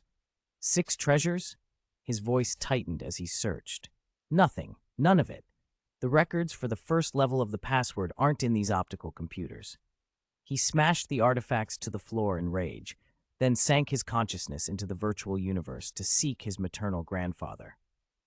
On Kanglan Star, the world lord Jiangtian Chen stood with a smile across from Hargrave, the 9th prince's maternal grandfather. Jiangtian Chen was relaxed, one hand folded as he said, Hargrave, I told you, the final level of the password will be handed over only if you agree to my 9 conditions, not one less. Hargrave's gaze narrowed. You are ruthless. Jiangtian Chen didn't flinch. Around them, 2 peak world lords faced each other, one marked by lightning, the other by ice and snow, both masters acknowledged by the original law. After a long moment, Hargrave sighed. I agree to your conditions. Jiangtian Chen laughed audibly. A most pleasant cooperation. Hargrave forced a tight pleasant, but there was no joy on his face. Agreeing would cost him more than 90% of his fortune, but if it secured the legacy of spatial secret techniques and let him advance to undying, the sacrifice was worth it. Jiangtian Chen's expression darkened slightly. By the way, you sent people to ambush our 3-Axe Mountain forces in the Thunderworld, didn't you? Hargrave shrugged. I don't know what you mean. Fine if you don't, Jiang Tianchen said, standing. But the soldier who went to exchange for the last level of the password is dead, and the optical computer he carried has been destroyed. Some people shouldn't bother wasting their efforts. Hargrave's face tightened. He could only say, impressive. Jiang Tianchen smiled. I admire your guts. Prepare the items, Hargrave. I'll give you the password. You'll give it after I have a month to prepare, Hargrave replied. I'm in no hurry, Jiang Tianchen said. Once you have them, come and get it. He stepped back and vanished in a crackle of lightning. Hargrave's expression turned cold as he watched him go. Jiang Tianchen, you may have your advantage today, but I'll make you pay back twice what you've swallowed. A cold wind swept through the hall as ice and snow twined unseen, then Hargrave disappeared as well. With the world leaders' agreement, open conflicts in the Thunder World subsided.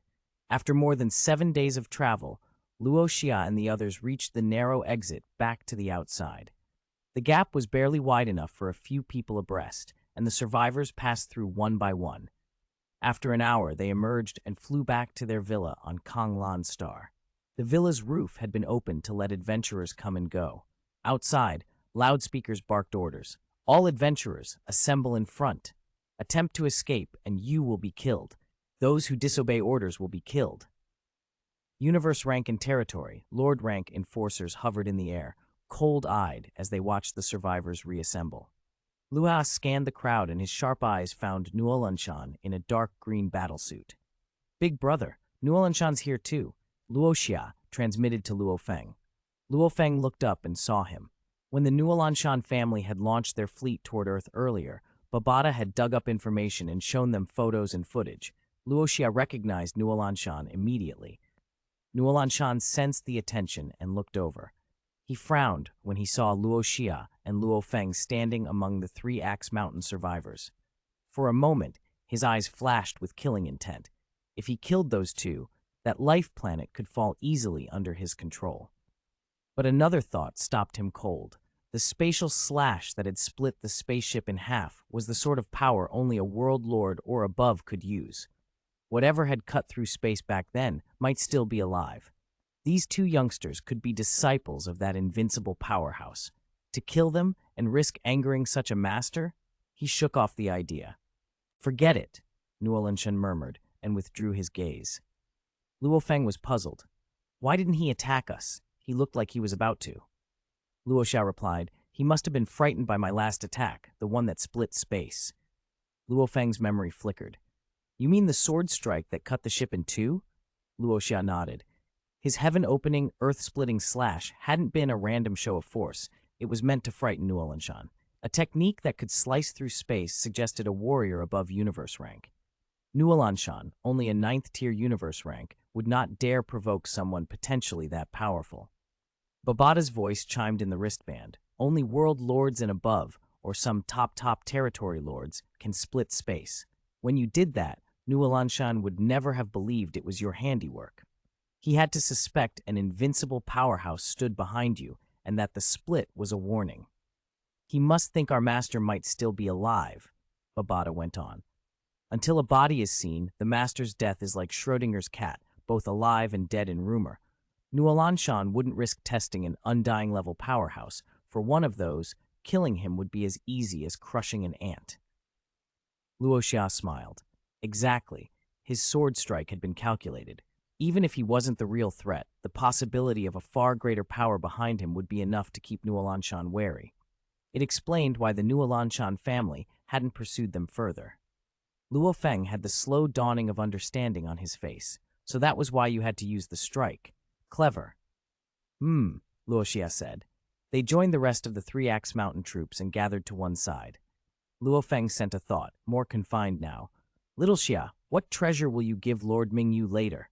They had traded many items at the castle. Anyone could sway Mingyu. The 5th-tier origin weapon, Luo Xia replied. The cut skyblade. It's a mid to lower tier treasure in my collection. Just one. Will that be enough? Luo Feng asked. Luo Xia nodded. It will. Babata says even if Lord Mingyu pooled all his assets, it would be hard for him to match the value of the cut skyblade. It'll be more than enough. Luo Feng relaxed. Good. Chapter 156. the master of the realm and the sword of the sky. As the host army finished assembling, one after another of the great powerhouses arrived and took their subordinates home. 70,000, 60,000, 50,000, the number in Luo Xia's formation dwindled rapidly. At last, Lord Mingyu appeared. "Ha, Luo Xia, it's good to see you again," the tall, broad-shouldered Lord Mingyu called out from midair, laughing as he hovered. "Lord?" Luo Xia replied with a bow, leading his elder brother Luo Feng and the others forward. Over 200 of their adventurers also flew up and bowed to Lord Mingyu. "Good. All of you go to my manor and rest," Lord Mingyu said with a smile, nodding at Luo Xia and the group. He turned and led the way. The party followed and soon arrived at a handsome manor set on the grasslands.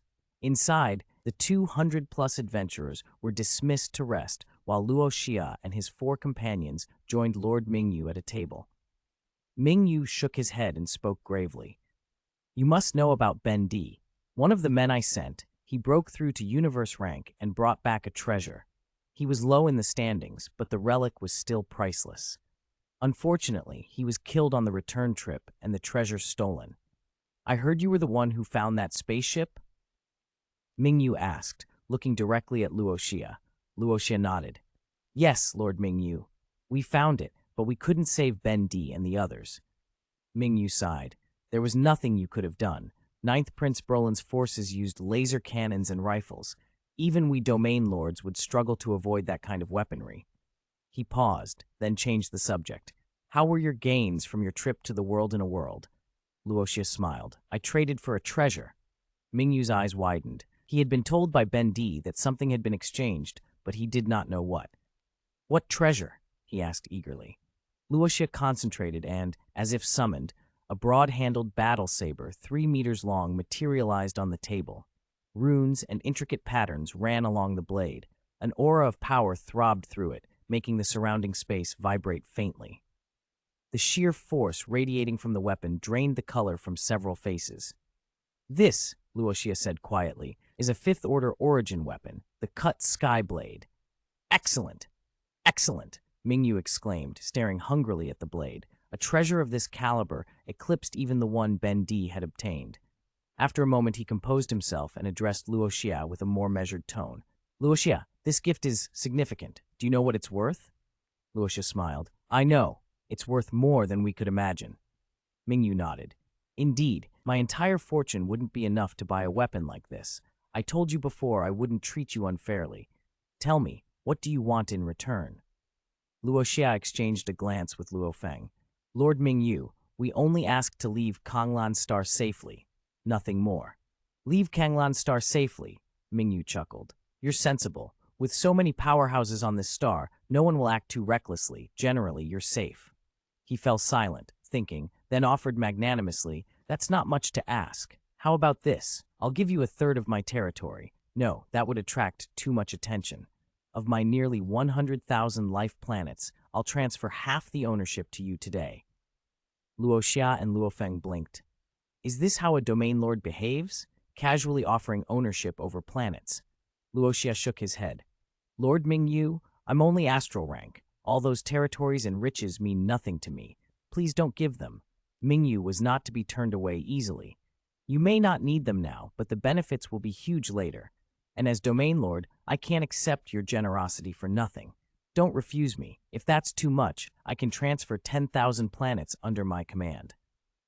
Seeing Mingyu's insistence, Luo Xia hesitated. Finally, he bargained down. "Then, just 200 life planets. 100 for me and 100 for my brother." "All right," Mingyu nodded. 100 each won't be conspicuous in the universe and won't draw attention from the greats. As for cash, I don't have that much on hand. It still won't equal the value of the cut skyblade." "That's fine," Luo Xia said. "The 200 life planets are enough. Forget the cash." Mingyu insisted with a smile. "Give me your account number." Under Mingyu's expectant gaze, Luo Xia recited the number. Luo Feng leaned over and whispered, "Is he in a hurry to give money?" Mingyu looked at the account and grinned. "Universe Galaxy Bank. You're more affluent than I expected. In this universe, only the wealthiest could open accounts at the 2 major banks. Poorer folks had to make do with galaxy-level banks." Luo Xia's account was a new Universe Galaxy Bank account, not the one left by their teacher. Then Babada's voice piped up. Luo Xia, you've received a message. What does it say? Luo Xia asked. Babada skimmed the notice. Lord Mingyu has transferred 20 billion universe coins to you. Your account has just been upgraded to a 2-star user at the Universe Galaxy Bank. 20 billion universe coins. Luo Xia frowned in surprise. That's equivalent to the value of 100,000 life planets. He stood quickly. Lord, take it, I insist, Mingyu said, rather pleased with himself. He placed a hand on Luo Xia's shoulder, and an invisible pressure gently pushed him back into his seat. Don't think I'm being extravagant. Even 200 billion universe coins wouldn't be enough to buy the cut sky blade you gave me. If I gave you less, I'd be in your debt, and that would do my cultivation no favors. Before Luo Xia could respond, the air around them pulsed, and a figure appeared as if stepped out of shadow. He wore a black cloak, 2 antennae rose from his head, and his face was solemn and composed. His eyes seemed to hold an entire world. Lord General, Lord Mingyu saluted reflexively. This is the World Lord of my 3-axe mountain, Mingyu introduced. Luo Xia and the others bowed. World Lord. The World Lord glanced at Luo Xia, a flicker of interest in his eyes, but he focused on the cut sky blade on the table. Mingyu, you've been fortunate, he said. I'll buy that blade. I could use a good weapon. Mingyu stepped forward without hesitation. I can't fully unleash a 5th-order origin weapon's power, Lord General. It would be an honor for you to take it. He handed the cut sky blade to the World Lord. The tall, lean man caught it, and his eyes glowed golden as he examined the strange runes. A slow smile crossed his face. A fine blade. With a casual swing, the World Lord arced the sword through the air. To Luo Xia and the others' shock, the blade rent a seam in the clear blue sky, 2 or 3 kilometers long. Beyond that tear, strange illusions flickered and dissolved. Ha! The World Lord laughed, visibly pleased. As expected of the cut sky blade, my understanding of spatial origin is only superficial, but with this blade I can tear space itself. A truly excellent treasure. Mingyu beamed. Congratulations, General. The World Lord looked at Mingyu and inclined his head. I'll take your cut sky blade, Mingyu, but I won't let you lose out. I've already transferred the payment. Also, I owe you one. With that, he vanished. Luo Xia frowned, watching the spot where the World Lord had disappeared. He felt a barely perceptible fluctuation of qi, his speed unbelievable. Did he teleport? Luo Feng asked. Babada answered crisply. Not teleportation. His flight speed was just too fast for you to perceive. How fast? Luo Feng pressed. When he left, his instantaneous speed reached 32,169 kilometers per second, Babada said. That's about 1/10 the speed of light, Luo Xia murmured. While they traded impressions by thought, Lord Mingyu checked the payment. He laughed and turned back to Luo Xia. Luo Xia, I sold the cut sky blade quickly for a good price. I must really thank you. We should be the ones thanking you, Lord, Luo Xia replied. If not for you, my brother and I never would have moved safely through the world in a world. We wouldn't be alive to return. After more polite farewells, Luo Xia and his companions took their leave of Lord Mingyu's manor. They flew to the Universe Mercenary Alliance outpost to submit the materials required for the apprentice assessment. After handing over the requested unicorn horns and windhorn stones, the 5 of them were registered as Cosmic Apprentice Mercenaries. Luo Xia, you should go quickly, Babada warned. There are still people looking for you on Konglan Star. If they find you, you'll have trouble. We'll leave now. Luo Xia and Luo Feng retrieved their ship from the docking port. Under Babada's control, the craft launched, and in a few seconds they climbed onto an interstellar shuttle and plunged into the black of the universe. Are we safe now? Luo Xia asked. Babada swept a scan. No one is chasing us. It should be safe. Luo Xia and Luo Feng exhaled in relief. For the first time in days, they could rest, sort through what they had gained in the world in a world, and prepare for whatever came next. Chapter 157, Selling Treasures. Only Luo Xia and Luo Feng remained in the spaceship's command room. Melissa and the others had already gone down to rest.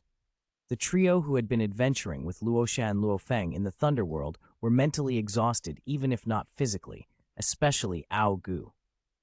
As an Astral Rank 9 Psyker Master, Ao Gu had handled most of the work while they were in the Thunderworld. Only when he truly couldn't manage something did Luo Xia step in with the Chai Hun copper mother.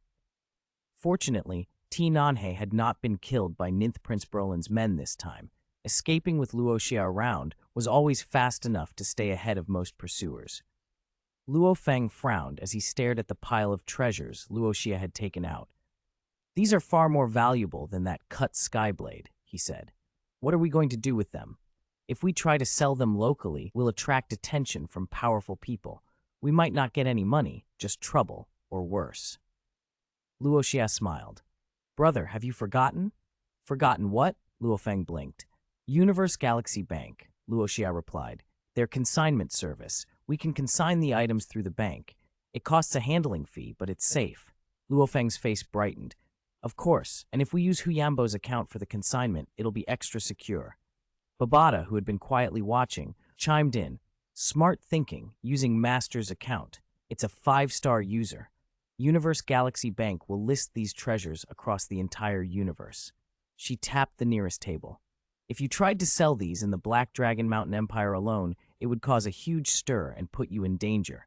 But spread across the scale of the whole universe, the ripples are like a drop in the ocean, virtually nothing."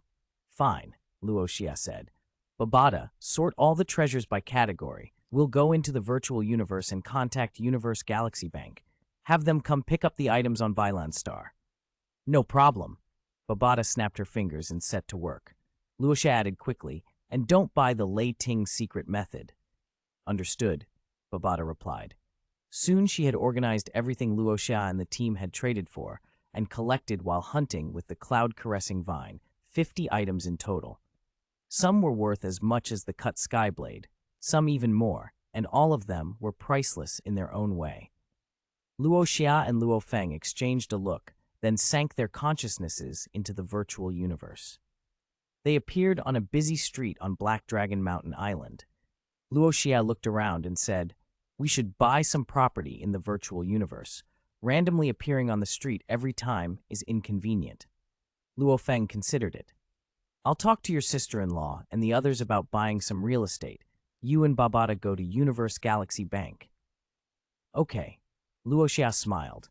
Their family had kept many of the consciousness helmets brought from Earth and distributed them among relatives. Luo Hua and the others now spent most of their free time in the virtual universe.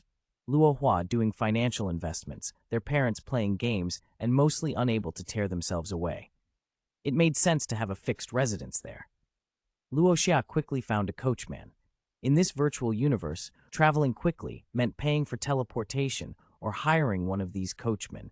Nobody's avatar could fly on its own at the apprentice rank 4 physical standard. He climbed into the carriage and told the driver, "To Universe Galaxy Bank." "Hold on tight, sir." The coachman smiled, flicked the reins, and the winged Pegasus that pulled the carriage sprang into the sky. As they rose, Luo Xia noticed a vast city floating among the clouds, huge, brilliant, and visible only from above, a sky city. "Every island and continent has a sky city," the coachman explained as they approached. "Generally, only universe rank and above can enter." They soon pulled up at the immense glass and steel facade of Universe Galaxy Bank. Luo Xia paid the fare. The amount was automatically deducted from his linked account. He entered through the self-service channel and was led into a sealed room. "Please enter your account number," an electronic voice requested. Luo Xia keyed in Hu Yanbo's 5-star account number. The room scanned him. A moment later, the doors opened, and the room transformed into a luxuriously appointed chamber. An exceptionally beautiful artificial intelligence manifested and bowed. "Respected 5-star client, greetings. I am intelligent being 00826 at your service." Luo Xia nodded and took a seat. The AI sat with him. "How may I assist you today?" "I want to use your item consignment service," Luo Xia said. "We have 50 items to consign." The AI's synthesized voice was warm. "Of course, our consignment service has powerful sales channels across universe nations in the virtual universe. We can sell your items quickly. Our handling fee is 1,000th of the final sale price." Luo Xia smiled. All of this had been made possible by Hu Yambo's legacy. Without it, coming to the universe would have been much harder. He had Babata project the organized list. A holographic display floated between them, showing each item. 50 items, the AI confirmed as it scanned the list. We can list them in the auction areas across multiple universe nations. Please confirm the handover location and time. The Ganwu Star Sector, Luo Xia replied. Black Dragon Mountain Starfield, Byland Star in the Milky Way. Will be ready in 8 days. Location and time confirmed. Please sign the consignment contract. A contract materialized. Luo Xia signed, and the arrangements were set. Meanwhile, Luo Feng had gone to find Xu Xin. The couple, after a bit of affectionate display that would have embarrassed any nearby onlooker, agreed to buy a large villa in the virtual universe. Linking their accounts to the villa meant everyone could log in and appear there immediately. No more random street arrivals. Luo Hua arrived at the villa not long after, and spotting Luo Feng, asked, "Where's Xiao Xia?" "He went to the bank to handle business," Luo Feng replied. "He'll be back soon." Luo Hua hesitated, then said, "I need to talk to you. Some leaders on Earth want to enter the real universe, make contact with other races, not just in the virtual universe." Luo Feng frowned. Couldn't they be satisfied with the virtual universe? "They aren't," Luo Hua said. "At first they were, but now their ambitions have grown. They want real contact." Luo Feng gave a tired smile. "Let them try. If they actually go, they'll experience how dark and cruel the real universe can be. That lesson will be far more effective than anything we could say." "You really agree?" Luo Hua looked surprised. "What can I do to stop them? The more we forbid it, the more they'll try every route. Better to let them learn." Luo Hua sighed but nodded. "By the way, are Hong and Thunder gods still on Earth?" "Yes," Luo Feng answered. "And these people bypassed them this time and contacted me directly." At that moment, Luo Xia returned with a bright expression. "All done," he said. "We only have to hand over the items on Byland Star in 8 days." "Good," Luo Feng said. Luo Xia opened his arms and plopped down between Luo Hua and Luo Feng, nudging Luo Hua. "So when are you two getting married? I'm waiting to hold my nephews and nieces." "When you all get back," Luo Hua replied with a smile. "We'll hold it then." They sat together in the virtual villa, plans made and a return visit scheduled. The consignment was in motion, and for now, at least, the treasures were safe, waiting to be turned into resources that could help them keep moving forward. Chapter 158, The Inheritance of the Master of the Realm. After a long conversation about family matters, Luo Xia asked, "Big brother, what were you and second brother just discussing?"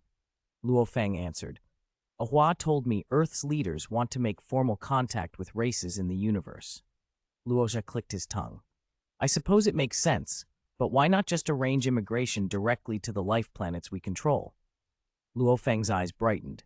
"That's a great idea. Letting them immigrate to our life planets would satisfy their wish to reach the universe and keep Earth's information safer. But," he frowned, "the life planets Lord Mingyu gave us are very far from Earth. They're not suitable for immigration." Luo Xia smiled. "Big brother, don't forget, we've got money now. We can just buy a few life planets in the Milky Way for them." Luo Hua, standing nearby, gaped and then blurted, "How much did you two make on this trip?" Luo Feng and Luo Xia exchanged a smile. "A lot," Luo Feng said. Then, turning the conversation, he asked, "Are you thinking of investing, Hua?" Luo Hua's face lit up. "A true bull market might appear once in a decade on Earth, but in the universe, economies are totally different. If Earth's market is a calm stream, the universe's is a raging sea with a level 12 typhoon, dangerous but full of opportunity. You can multiply capital 1,000-fold in days, or lose everything in an afternoon. It's thrilling." Luo Xia and Luo Feng looked at each other. After a moment, Luo Feng said, "If it's that exciting, Xia and I will give you some more starting capital. Go have fun." He transferred 5 billion cosmic crystals from his account to Luo Hua. When Luo Hua saw the notification, he nearly choked. 5 billion cosmic crystals? Are you two making that much money out there?" "We were lucky," Luo Xia said with a grin. Luo Hua hesitated. "That's a lot of money. Aren't you afraid I'll lose it?" Luo Feng waved him off. "Take a risk. If you lose it, Xia and I will just make it back." They spent the whole afternoon chatting. By evening, big sister-in-law Xu Xin and second sister-in-law Zhen Nan arrived with Ping Ping and Xiao Hai, and dad and mom logged in as well. The family reunited in the virtual universe. Only after that did Luo Xia and Luo Feng exit the sim and return to reality. In the ship's command room, Luo Xia pulled out the Lei Ting secret method he'd acquired. It had been stored across the chips of 5 auxiliary optical computers. He slotted those chips into the receiver on his arm, and the profound Lei Ting secret method unfolded before him. "Hey, little fellow, so we meet again." A smiling, white-bearded old man suddenly appeared, startling Babada and Luo Feng. Luo Xia only raised an eyebrow. He wasn't surprised. He'd read the original story. The old man had hidden his core chip in an auxiliary optical computer tied to the Lei Ting secret method. And when the group exchanged for those chips and left the world in a world, the old man seized the chance to escape. He had been trapped inside that world for tens of millions of years. He didn't want to go back. The world lords would surely break into the world in a world once the adventurers left to capture him and mine Lord Kabu's secrets. Staying would mean certain death. "You don't seem surprised," the white-bearded man said, narrowing his eyes. "Did you guess I'd do that? Clever, very clever. Congratulations, you have become the disciple of my great master, Lord Kabu." "I'm not interested," Luo Xia said flatly. "I already have a legacy." Babada leapt forward at once, glaring. "He's my master's disciple." The old man regarded her with a smile. "Ah, you already have a legacy. I didn't expect you to be an intelligent life form too. Little girl, my master is a world lord rank powerhouse. Taking my master as teacher will never be a loss." Babada bristled. "A mere world lord boasting in front of my master? My master is an undying level powerhouse, one of the undying. Don't try to freeload off him." The old man's expression changed. "An undying powerhouse, truly?" He feigned sorrow. "Alas, I thought I had found an excellent disciple, but he already has a teacher. Poor me, poor me." He began to wail theatrically. Luo Xia and Luo Feng exchanged glances. After a long moment, Luo Xia said, "Lord Wu, why are you crying? I know someone brilliant who also has the thunder attribute. He'd be perfect for Lord Kabu." Lord Wu, yes, that was the old man, stopped his mock crying, eyes bright. "Is he as brilliant as you? Has he gained the original law's recognition at the astral rank?" Babada rolled her eyes. "Does anyone compare to Luo Xia?" "You mean he hasn't been recognized by the original law?" Lord Wu asked, disappointed. "Don't be disappointed," Babada snapped, showing her fangs. "I've said it before, not everyone is Luo Xia. In all my travels with my master, I've never seen anyone gain original law recognition at the astral rank like him." Luo Xia smiled wryly. "The other fellow hasn't been recognized by the original law and hasn't comprehended the law of power, but he does possess a domain at the planetary level." Lord Wu's eyes lit. "A planetary level domain, that's impressive. He's qualified to be my master's disciple. Introduce him to me." "Fine," Luo Xia agreed. Lord Wu smiled. "I won't let you help me for nothing. To repay you for getting me out of the world in a world, once that person accepts my master's legacy and obtains my master's spatial secret method, I'll let him share the spatial secret method with you." Babada snorted. "With your master's level, the spatial secret method probably isn't that great. My master is undying, and he has a spatial secret method too." Then she turned to Luo Xia. "Luo Xia, now that you've gained recognition of the wind origin law, I'll teach you my spatial secret method. Start trying to comprehend spatial principles. Original laws are the Tao. Earlier you grasp them, higher you'll climb." "I never expected you to gain original law recognition at the astral rank so soon." Luo Xia nodded. Then Babada looked at Luo Feng. "As for Luo Feng, you'll have to wait. You haven't even comprehended a domain yet. Teaching you the spatial secret method now would be like raising seedlings for a sapling that's not ready. It'd stunt your growth." Luo Feng smiled wryly and accepted it. Lord Wu watched Babada with envy. He clearly understood how exceptional Luo Xia's comprehension ability was. Gaining the original law's recognition at the astral rank was a heaven-defying talent. If not for Babada's undying level protection, he might have tried to compete for Luo Xia. With that kind of aptitude, ascending to undying would be almost inevitable. After the exchange, Luo Xia and Luo Feng settled into cultivation aboard the ship. Luo Feng worked on the 10,000 Swords soul imprint, which had reached a minor achievement. He could now condense hundreds of sword imprints.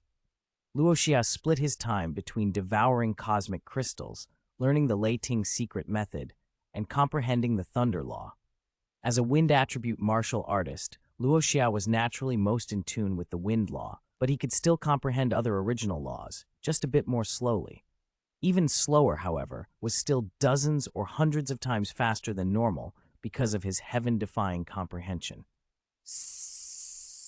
Pale white lightning crawled across his skin as he absorbed the Lei Ting's secret method. On the 8th day, while they neared Bailan's star, Luo Xia had already grasped a trace of the thunder law. The lightning on his body shifted from ghostly white to an eerie blue. Lord Wu gaped. Most astral rank cultivators didn't even have a domain or comprehension of a law of power.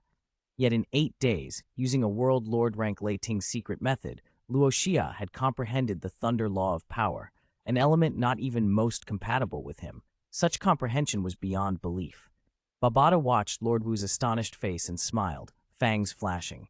To her and Luo Feng, this was only the beginning. They'd long since stopped being surprised by Luo Xia's feats. When he did something remarkable, they no longer asked how, it just felt normal. If Lord Wu had heard them, he'd have protested loudly. How is this normal? It isn't. No one's comprehension should be this outrageous. Those days with Luo Xia left Lord Wu questioning everything he knew about talent. Luo Feng, Luo Xia, were about to arrive at Bailan's star, Babata announced in the command room as she began deceleration. They entered the atmosphere and passed over the warehouse base they'd purchased on the planet. Parked directly in front of that base was a magnificent Universe-class spaceship stamped with the Universe Galaxy Bank emblem. Babata set down their ship, and the bank vessel's crew spotted them. Its hatch opened as Luo Xia and Luo Feng flew down. 3 figures stood in the hatch, watching them approach. They were powerful, 1 territory lord rank and 2 universe rank, far stronger than 2 astral rank youths. Company rules, however, forced them to serve their clients politely, regardless of rank. The territory lord in the middle smiled and said, "Sirs, please hand over the 50 agreed-upon items." Luo Xia produced a spatial wristband. "The goods are inside. Please verify." The Universe Bank ship fired a hazy beam of light onto the wristband. A moment later, an automated voice announced, "Goods confirmed. Transaction successful. Thank you for using Universe Galaxy Bank," the Territory Lord said with a bow so slight it hardly reached his eyes. He tried to hide his irritation. Thank you for your business." Luo Xia left without lingering. Once aboard their ship and in flight, one of the Universe rank subordinates muttered, "2 astral rank kids came to trade with us. Ridiculous." The other Universe rank scoffed, "We even had to bow. It's uncomfortable to think about." Their leader cut them off. "Quiet. Our clients are mostly undying level. The fact that such youngsters came to do business means there's an undying powerhouse backing them, or they're disciples of a huge family. Don't speak carelessly." "Yes, Lord."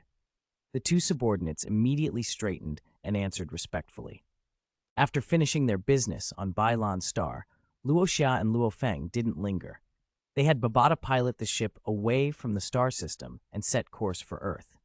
During the voyage, besides studying the Lei Ting's secret method and continuing his comprehension of the Thunder Dao, Luo Xia also began learning the space secret method Babata taught him.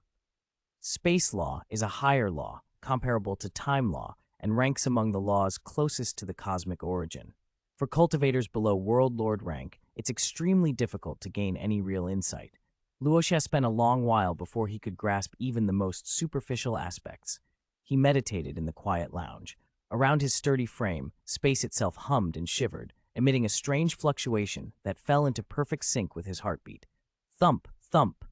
The vibration lasted a long time before it finally faded. Luo Xia opened his eyes and exhaled. "Babata, how long until we reach Earth?" he asked. "About an hour," Babata replied. Then she hesitated a moment. "Oh, Universe Galaxy Bank just sent you an email. Want to see it?" "Yes." Luo Xia nodded. Babata projected the message into his view. "Dear valued customer, your consciousness-bound account has received a transfer of 11,400 billion cosmic crystals, 11.4 trillion. Your balance has exceeded the 10 mixed element threshold. A mixed element is an advanced unit.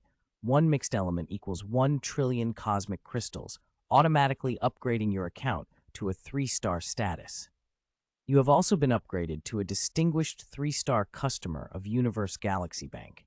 As a star-rank customer, you are entitled to many special privileges.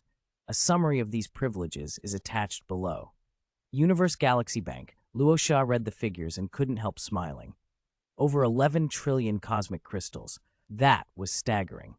According to Babada, a galaxy territory typically costs between 100 billion and 1 trillion cosmic crystals. In other words, Luo Xia and Luo Feng's current assets were the equivalent of dozens of galaxy territories. Galaxy territories. Each galaxy contained at least hundreds of thousands of habitable planets. Their net worth now exceeded that of top territory lord experts like Ming Yu and was comparable to many world lord powerhouses. Besides this, Babada continued, a number of organizations have emailed you. Most want you to use their fund custody services or to manage planets on your behalf. She projected another message. But you really need to look at this one. It's important for you and your brother. The email read, Dear Sir, now that you have become a 3-star customer of Universe Galaxy Bank, you qualify to participate in the Ganwu auction. Many precious, restricted, or otherwise unobtainable items circulate only through designated auctions. Our Virtual Universe Corporation's Ganwu auction provides an opportunity to bid on such items. The auction is held once every 3 years. The minimum requirement to enter is 3-star customer status at Cosmic First Bank or Universe Galaxy Bank. The next auction will be held in 2 years. Please consult the attached document for detailed information. Virtual Universe Corporation? Auction? Luo Xia echoed. Yes, Babada said. This auction is top tier. Items like life fruits or territory lord rank bloodlines, the kind we saw at that old white-bearded man's place, can show up at the auction. She pointed at the screen. At your current rank, you can only enter the elementary auction.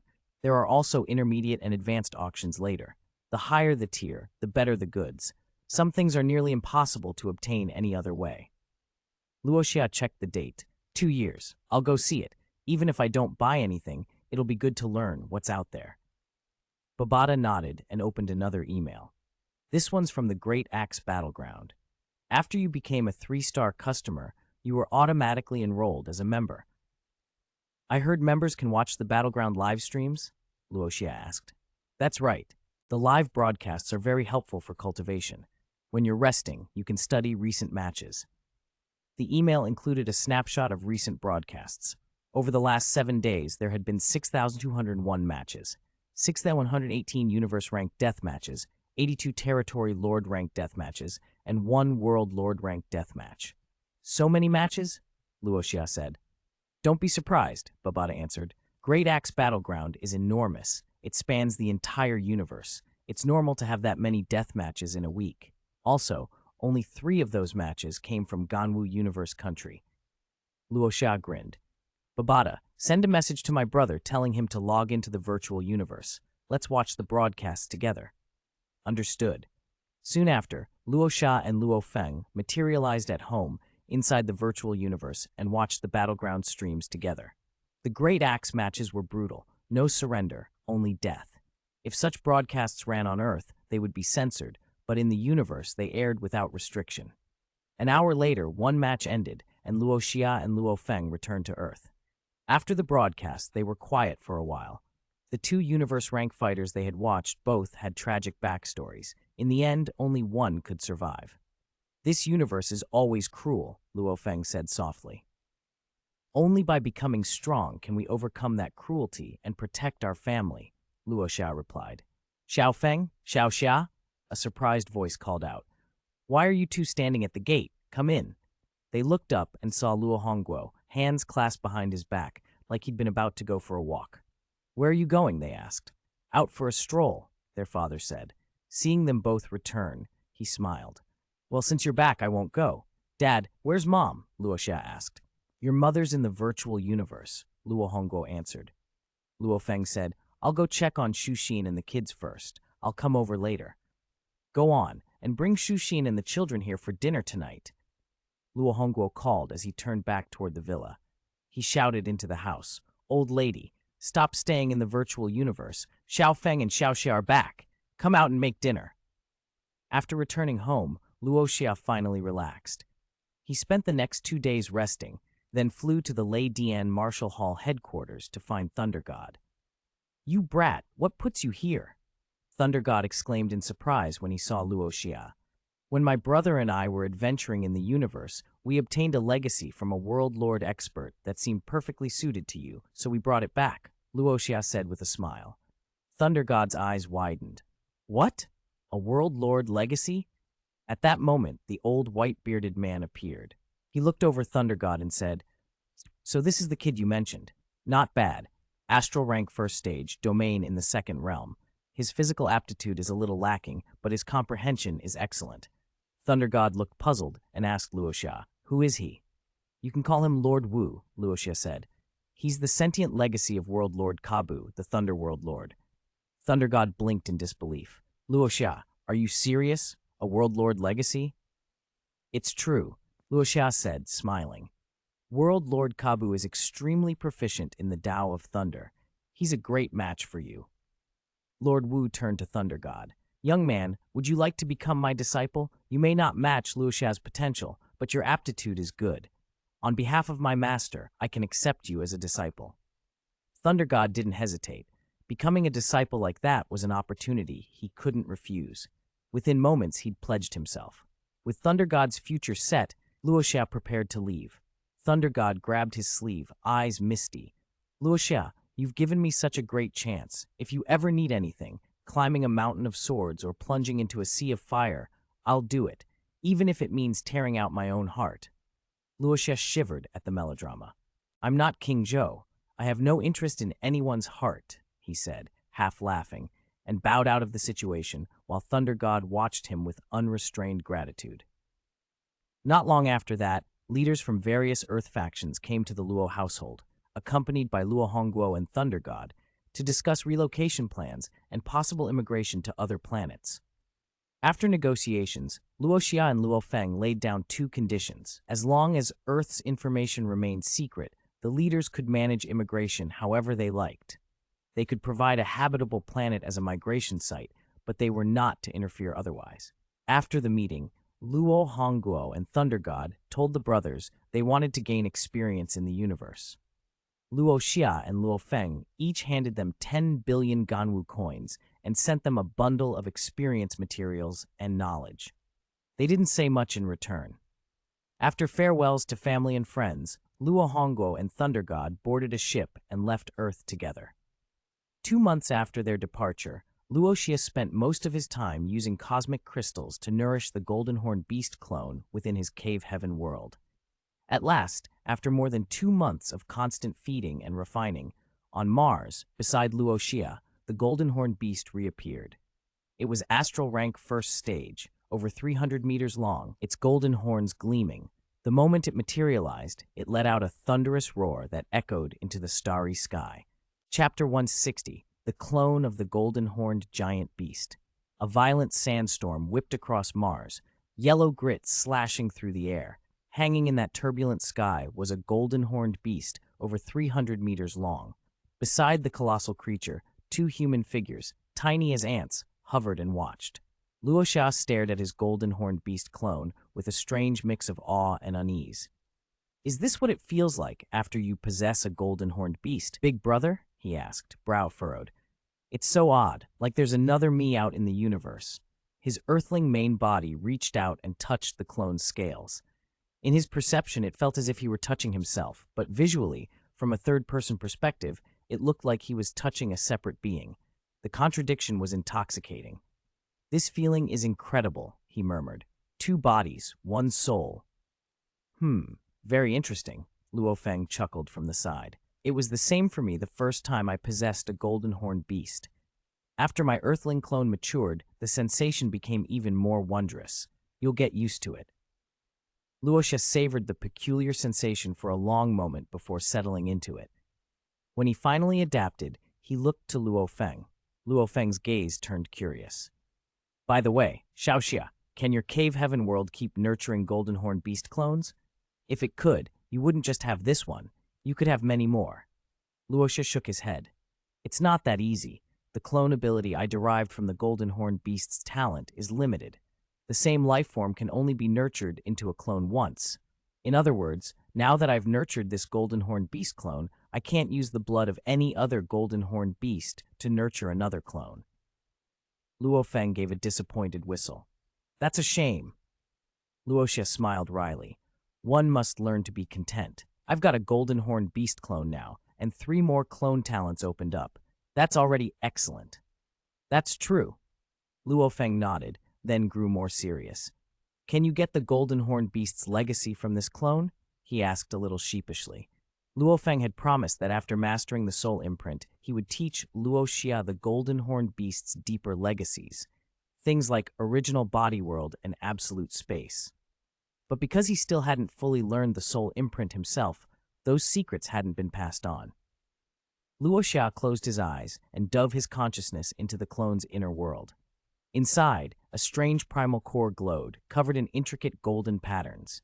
Then, like a rising tide, legacy information poured into him. It was vast, an ocean of techniques and knowledge, rising in towering waves that crashed into Luo Xia's mind. Countless profound and mysterious secret techniques flooded his memory. Luo Feng watched silently. He knew what that blank, concentrated expression meant. Luo Xia was receiving the clone's legacy memory, and it would take time. He kept watch. About a day later, Luo Xia opened his eyes. A golden glint seemed to dance in his pupils. He breathed out. Phew, that legacy memory was massive. It contained so many secret techniques. Luo Feng stared. Only a day? When I absorbed the golden horn beast's memory, it took me 16 days. How did you finish in one? Luo Xia smiled, shaking his head. I don't know how it compared to yours. I haven't seen your memory. But he closed his eyes for a moment, sorting through what he had received, then opened them again. I got 3,199 ordinary secret techniques and 18 special ones. Luo Feng let out a low whistle. Then it's about the same amount. Luo Xia stepped back. Big brother, move a little farther. I want to test this clone's combat power. How are you going to test it? Luo Feng blinked, but he obliged and moved away. Luo Xia grinned and suddenly struck his golden horn beast clone. The impact hit like thunder. Under Luo Feng's surprised gaze, Luo Xia and his clone began to spar. Babata had appeared and settled on Luo Feng's shoulder, watching the duel with amusement.